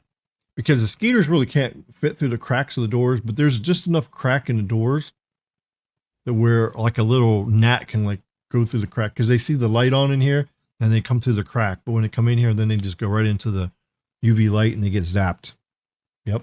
Well, this is where he's at. He's up in this area here, so he doesn't have any N77 up there. No N5 either. No fake 5G. But as you see, they're actually expanding the fake 5G too. I mean, look at Baton Rouge; they got a whole bunch of fake 5G up through here. So You go to St. Augustine, Florida. There's parts where in St. Augustine where it's fake 5G when when you're not speed testing, when the phone's just idling, it's on LTE, and then when you start up a speed test, it shows the 5G icon. Yep. It's fake. Well, I mean, if it's on N5, it should have a 5G outcome. It just won't have 5G UW. No, it's N2. And it says it doesn't say 5G. It does. So when I don't speed test, when I just let the phone idle, with the setting to 5G on for the iPhone, it shows LTE. Until I run a speed test, it will say LTE up until I run that speed test. Then it goes to 5G, and then once I'm done, it goes right back to LTE. Right. So you don't even get to see that's what's crazy, because you don't even get to see the N5 because it's got so it goes from LTE and it goes to 5G ultra wideband. No. There was no 5G ultra wideband at the malls. Like they're showing 5G ultra wideband around, but where I was at one of the malls, go a little bit further northwest, right there where that pocket is, where it just shows into or DSS or low band. Okay. And it's parts where I was away from all the N77. It was showing LTE until I ran a speed test, and it would do 5G, show the 5G icon, and then once that speed test got halfway through the download, that's when it would kick on the 5G, and it would add only a. Okay. So the N5 is behaving just like the UW. When it's idle, it goes back to 4G. Okay. Yeah. Gotcha. I see. Okay. Well, it was it's N2. It wasn't even N5. Okay. Well, yeah. N2 and N5 is both basically considered nationwide 5G. Yeah. The plain 5G. Yeah. Yeah, that's interesting. And then I noticed in Gainesville, Florida, near Rural King in Gainesville, Florida, it was doing 5G ultra wideband. Then when it wasn't pulling data, it would go back to LTE, and then vice versa. But the closer I got to the tower, then it decided to just straight up use 5G ultra wideband. I know somebody that lives over this way is going to be happy about this getting all N77. Who? There's a couple sites done. They live over in this area over here, and they're going to be very happy because pretty soon N5 or N77 is going to be on here. So there's a couple towers along this expressway, and then up this way. Well, this one's been upgraded, so yeah, he's not in here tonight, but yeah, he's going to be happy. They're finally moving. They're expanding further east, so they'll get all this area. Look, yeah, they're even starting in Brownsville now. Look at there. Brownsville got an N77 site. Oh, snap. Well, there's your Texas. There you go. It's Houston, all those other little towns. And okay, look at this. Way out here. Oh, we talked about that last week. Yeah. And over here on the border, over here in Arizona. Look at that. Amazing. Look at that. We got some. Look at this. Up here, you got just a little dinky bit of N77. Look at that. Isn't that crazy? Look at that. It's like the site's like right here, but it's only the one panel's pointing. It's like there's only two sectors there. It's like one's going north, one's going south. There's no east and west. Yeah. There's no three-sector panel there. That's kind of weird. The possibility of sector failed. Yeah, there could be another sector pointing this way here or this way. Yeah. And then you can see the elevation over here. See, this must be higher than over here. So that's why it's going line of sight. That's why it's going farther than what it's supposed to. Because N77 will go 7 miles line of sight. Yeah, pretty cool. So yeah, Verizon is really doing good. What do we got over here? What's this? What do we got here? We got, what city is it? Winslow. Where's that? You swear that some people sometimes they do. It literally looks like someone just painted on the map where it's so squared off and blocked. Oh, that's Winslow, Arizona. Okay, and up here in the Indian Reservation, look, they're actually upgrading some of the sites up here in the Indian Reservation too. There's one there, and there's one over here. Yep, over here. Grand Canyon over here. That's all still the same. Nothing new here. but slowly coming towards west up here in St. George. Look at that. There's a site there coming up here pretty soon. Oh, wait, what do we got? What's this here? Where's this at? Let's see. Oh, Cannonville's got N77 in Utah. How far is that from St. George? Is this St. George up here? No, where's St. George? St. George is over. Is it over here? I hate this map because it doesn't. Oh, that's Hatch. Where the hell's St. George at? Oh, by the way, where I live, Verizon did update the map. It shows the whole town. Oh, St. George is right here. Okay. Signal boundary for N77. Yeah, here's St. George here. Here's St. George. Okay. Remember when I was telling you about the map, how it was showing a little pocket? Now they updated it, and it does show all the towers distance of N77. Nice. Look at California. Wow, they're expanding the whole area. There's a lot of population over here. Look at this. I was wondering if there was stuff in Alaska. There's only like LTE. There's no. Yeah, I don't think they can do N77 in those up there. Nope. Same with Hawaii. This Hawaii? No, that's not Hawaii. Oh, here's Hawaii. No, but they got pretty much a little bit of N5 action going on there. Yeah. Look, got quite a bit of either N2 or N5, one of the two. One of the two, regardless of some type of 5G. Over there. Yep. Look here, the Big Island. Yep. Well, there you go. There's pretty much the whole country. I know in portions. And then we got shit TT going on here. Let's see what you got to go by these plus. You can't see it unless you zoom in pretty far. But let's see if there's any new areas that they're doing here. I actually don't see any new areas. AT&T right now is concentrating on the top 38 PEAs right now. All the big giant markets. They're not doing anything in the rural yet. They're waiting until they get the big markets done first, and then they'll spread out kind of like Verizon's doing. So got a little bit more time. Got St. Paul up here. Minneapolis, St. Paul got some. It's not, yeah, they're just starting it. There's a lot of holes in here. So, and this is exaggerating. So this is really hit and miss there. So yeah. Crazy. Got that. Yep. Hey, Ricky, I'm going to jet, man. I'm going to get off here too, because we've been on here for 3 hours and 15 minutes. Yeah. It's time. It's that time. I got to make me some food. I'm kind of hungry. And then after the live stream, then I got to get ready for my class tomorrow. I got to teach tomorrow. So I can get my lessons all done and everything. So, yep. Cool. Thanks for Zero Cool for stopping in, saying hi. And thank you, Austin, for staying hi. No problem. You guys have a good one. Welcome. Have a good night. And I'm going to catch up in the comments real quick here. And then we're going to close this thing out. Yeah, I've been up since 5:30. Oh, well, I got up 5:30 this evening. Well, no, I got up at 4 o'clock today. I just woke up a little bit ago. I got up at 05:30. I didn't get up at 17:30. Uh-huh. Let's see, where am I at in the comments here? Let's see. Do we have a poll question still up, or did I finish the poll? Oh, yeah. I forgot the poll question here. 21 votes. Hurry up and vote. Are you interested in a Galaxy or Apple Watch? Yes, I want to get one, or no? Bro, I have an Apple Watch Series 6. I know you were saying something about it. My watch, I can go about 24 hours before I have to put it on the charger at 27%. And it's got 80% battery health.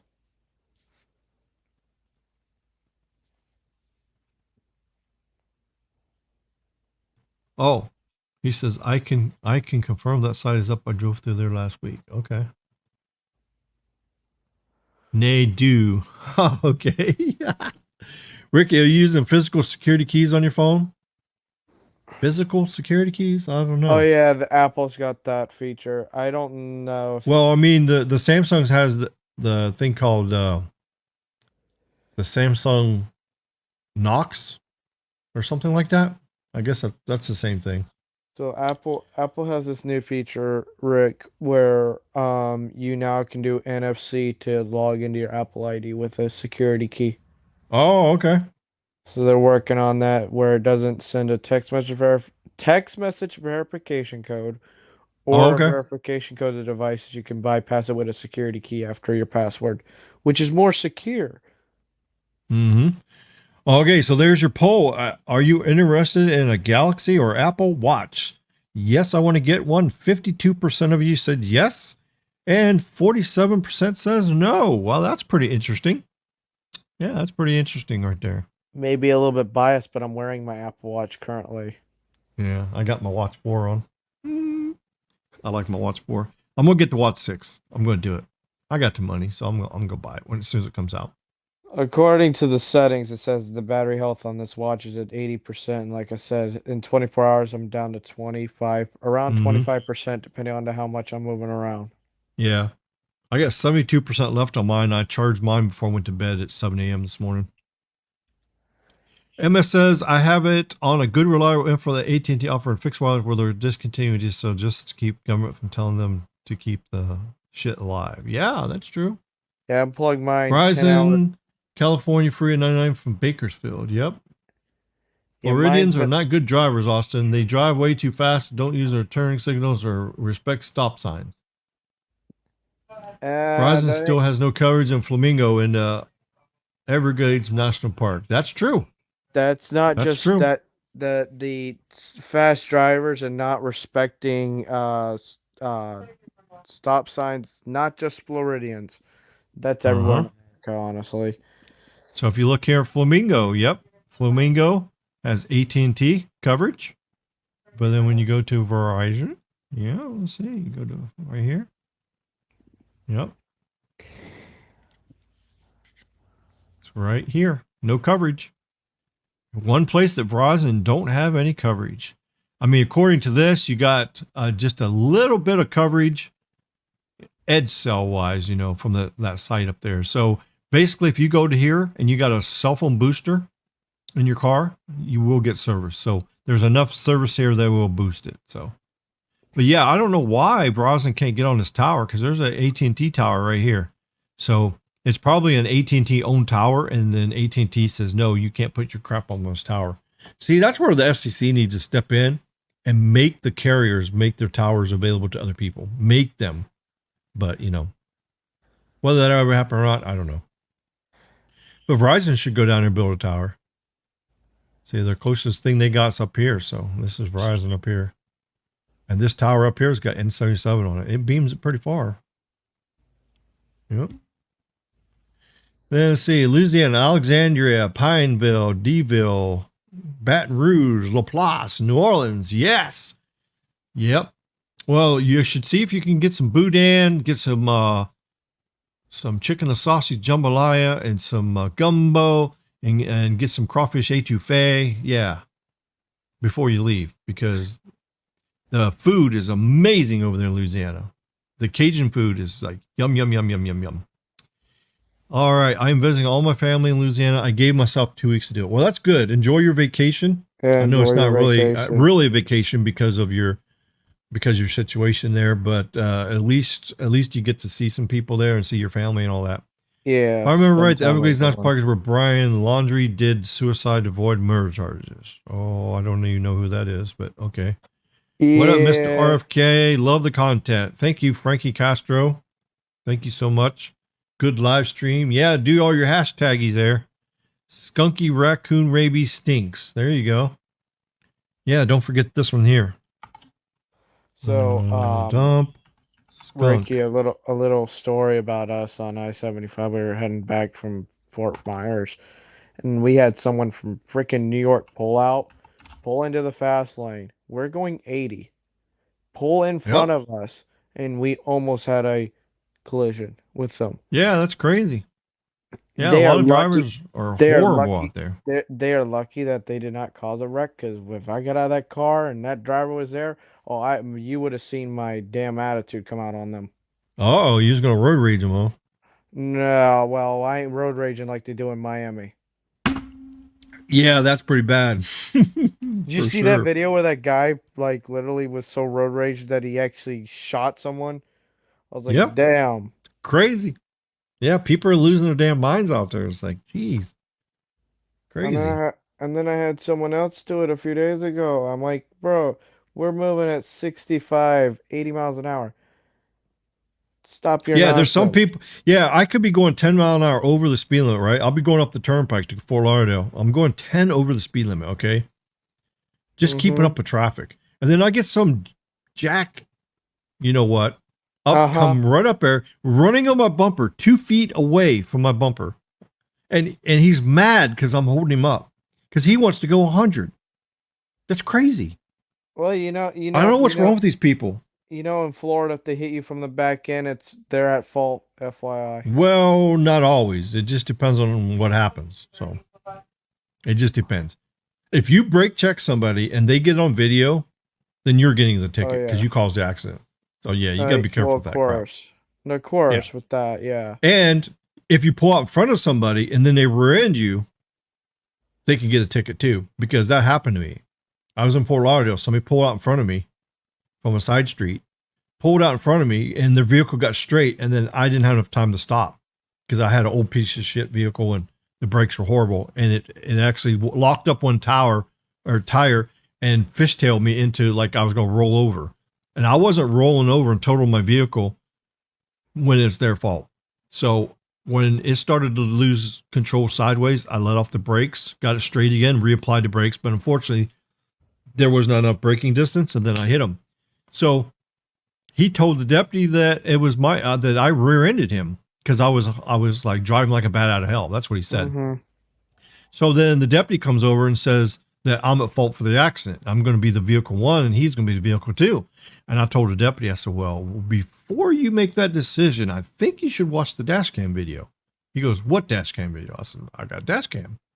He goes, let me see it. So I played it to him. And then the crash happened. And he goes, wait a minute. Where the hell did he come from? Back up. He wasn't even in front of you. I said, I told you he came from the side street. He made an illegal left turn onto the highway. It's a right turn only, but he made a left turn to go northbound and pulled out right in front of me, and I wasn't expecting it. And he goes, that lying son of a bitch. So he ran over there, and I could see him over there pointing his finger. He's pointing his finger. He come back to me. He said, oh, well, you don't have to worry about insurance companies because he's going to pay you out of pocket for your complete damage to your total vehicle. I go, oh, okay. Well, how much? He goes, you name the price. He's paying it. I go, really? So the guy says, he goes, obviously that's a very old vehicle. It looks like it's worth, I said, yeah, it's only worth about $500, but it's the only thing I have. I can't afford to get anything else. He goes, well, what's it going to take for you to get a vehicle that's dependable? I go, $2,700. He goes, okay, I'll wire you money tomorrow. So I took that $2,700. I paid down at a buy here, pay here place, and I got something 10 years newer. So yeah, the dash cam saved my ass. So I'm telling you, if you're out there, people, always have a dash cam. Always have a dash cam. You got to make sure you have a dash cam. You can't drive without a dash cam. You drive without a dash cam, you're just asking for trouble. And I'm going to tell you what, this is I'm going to show you right here. I'll show you the dash cam I got here. Let's see. Dash cam. And good luck if you're gonna. This is the dash cam you want to get. Here, let's see. If you want to pull out in front of a Tesla and all that, good luck, because it's got cameras throughout the whole car. So you'll be in a hot bed of water once that footage gets put over to the police. Oh, it looks like there's a new camera that just came out. No, snap, new tech. I'm trying to find my camera. Front, rear. Oh, helps if I put this back up. Oh, wait a minute. Here, let me get it. There you go. Didn't have a screen. Okay, there we go. Oh, this is the one I got right here. This is the camera. This is the one I use right now. This is what I got in my, oh, another bug got zapped. This is what I got right now. This thing's amazing. So in the front, you can do 4K 30, and then the back it does 1080 30. or you could do 1080-60 front and 1080-60 back. So you completely do what you want to do. But I have this camera. It works really, really, really good. Yeah, I would go with the 1080-60 front. Now this thing is $250. Now, and also too, you got to add, see this up the top here where the mount is? This is no GPS. So if you buy this, you got to buy the GPS, which the suction cup has a built-in GPS in it. So why they don't sell it with the GPS in it, I don't know why, but it's $250 plus whatever the extra is for the GPS. Let's see. To make more money. See the GPS module right there on top? And it's got a 3-inch screen display.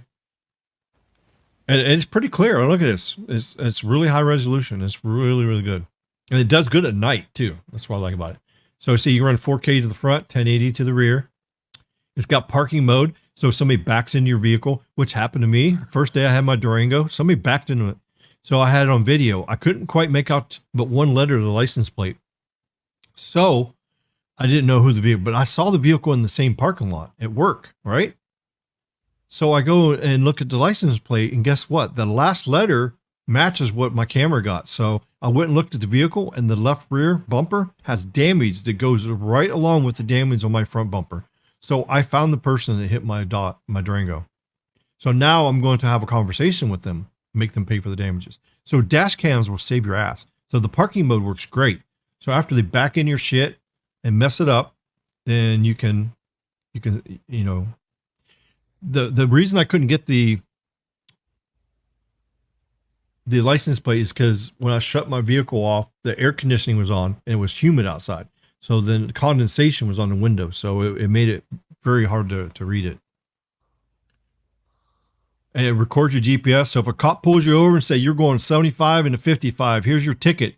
You just take your camera to court, you play the video to the judge, and he'll dismiss it.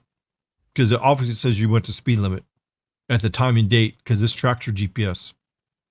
So this can save you from a false ticket as well. So yeah, this is a very good camera. Vantrue X4S. Amazing. Yeah, here's the GPS module I was telling you about. See here? It's got the little square thing on it. That's the GPS. So you want to make sure you get the GPS in it, because otherwise it won't have your speed and position in the video. But here's all the resolutions it does. So you can 4K 30. It will do 1440 60 also to the front. So, but hopefully they make a new model that's come out soon that does 4K 60 to the front and back, or at least 2K 60 front and back. If it does that, oh my God, this is going to be an amazing camera. It's going to be pretty good. So, yep. Pretty cool stuff. Very, very cool. Oh wait, let's see. I can play the video. Let's see. Where's my? I should have my video here somewhere. Where is that? I can show you the dash cam video. I got it on my thing here. I got so much stuff open. I just got to find it. I get so many apps open. There, everything's over on this page. Is this it? No. Over here? No. Oh, here we go.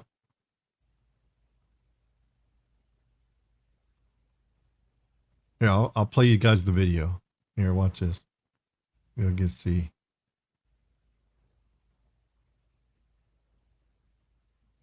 Where is the video? Let's see. Getting close. Okay, here. Okay, yeah, this is before I left on my trip to Vegas. All right, let me go past here. Okay, right here. Because, yeah, this happened it happened before I left. So, yeah, there's Vegas pictures. Vegas pictures. Okay. Oh, there's the crash right there. Okay.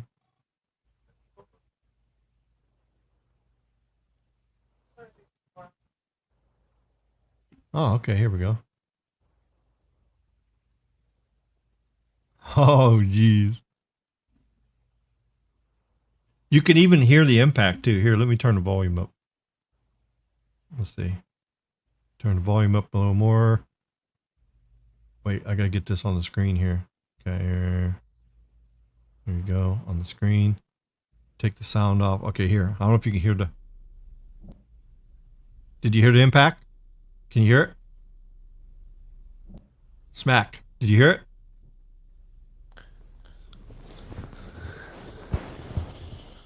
I don't know if you can hear the impact or not. I can hear it. But look, see there? Hear myself. See how they hit it? Bang! Backed right into it. And then of course, if you go to the next frame, Yep. Here's where they drove off. Yeah, see the license plate? Oopsie.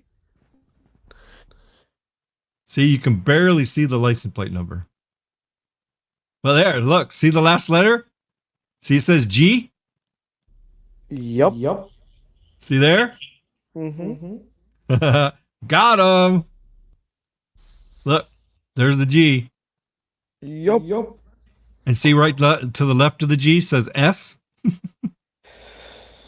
And then you got him later on. Yep, got him. That's how you do it right there. And then, of course, I looked up the damage too. See what? Look up down here. I'll find the damage. It's 5 minutes to midnight. I'm gonna crash. All right, here's the damage. Here's the damage right here. Here, look. Okay, here we go. Look. See? Can't miss that red truck. You see there? There's the damage right there. That's where the impact was to my Durango. Right there. Yeah. Got him. And you just got that truck. I know. It was my first day at work. First day at work with it.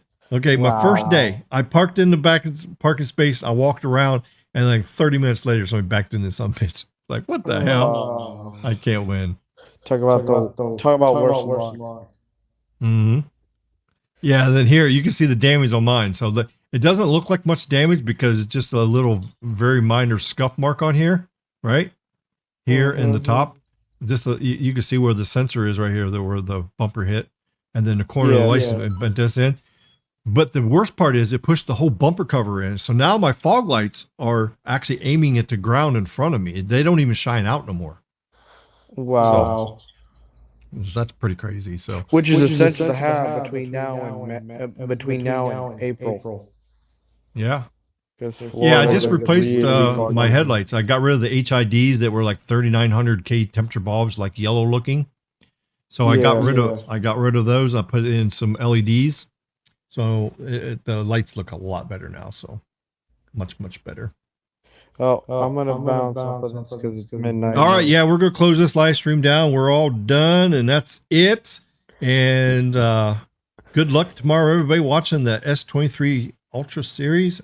Yeah, you'll be the S23 sorry. I'll be sleeping, but I'll be watching it when I get up tomorrow for sure.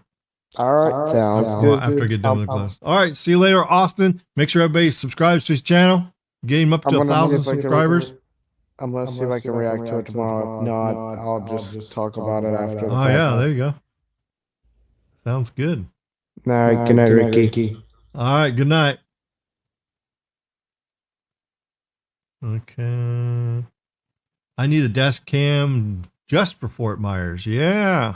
Everyone in Fort Myers drives with their eyes closed like a Family Guy Asian woman driver skit. Okay. 10:45 LA, 8:45. You're still going. Yep, we're about to close this thing down. 3 hours and 37 minutes. We're done. I'm just going through the comments right here.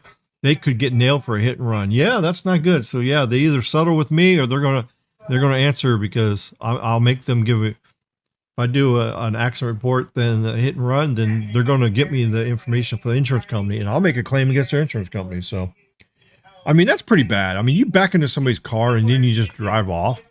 You know, that's just bad. You know, and the thing is, they knew it was my vehicle because I just got it. So 3 days later, after they hit it, they actually was congratulating on my nice new vehicle. Oh, nice vehicle, nice. Yeah, but yet they left out the part. Oh, sorry, the first day you had it, we backed into it. See, I just think that's crazy. All right. Thank you, MS. Great live stream. Thank you so much. All right, so hopefully everybody enjoys the Unpacked event tomorrow. And as always, thanks for hanging out with us here at RFK Tech USA. And we'll be back again next week for another live stream on Tuesday. Let me look at the calendar here. So next week is the 8th. Yeah, or the 7th. So February 7th. Yeah, we'll have a live stream February 7th, unless something happens or something. But yeah, we'll have a live stream next week. So see you guys next week. And yeah, I love the hashtags. 2Live Crew, great live stream. Ricky loves T-Mobile. No.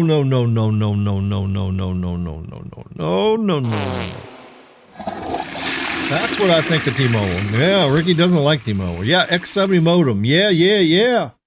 All right, thanks guys for tuning in, and we'll see you guys next week. Let me get the banner up here. The banner. There's the banner. We'll see you guys next week.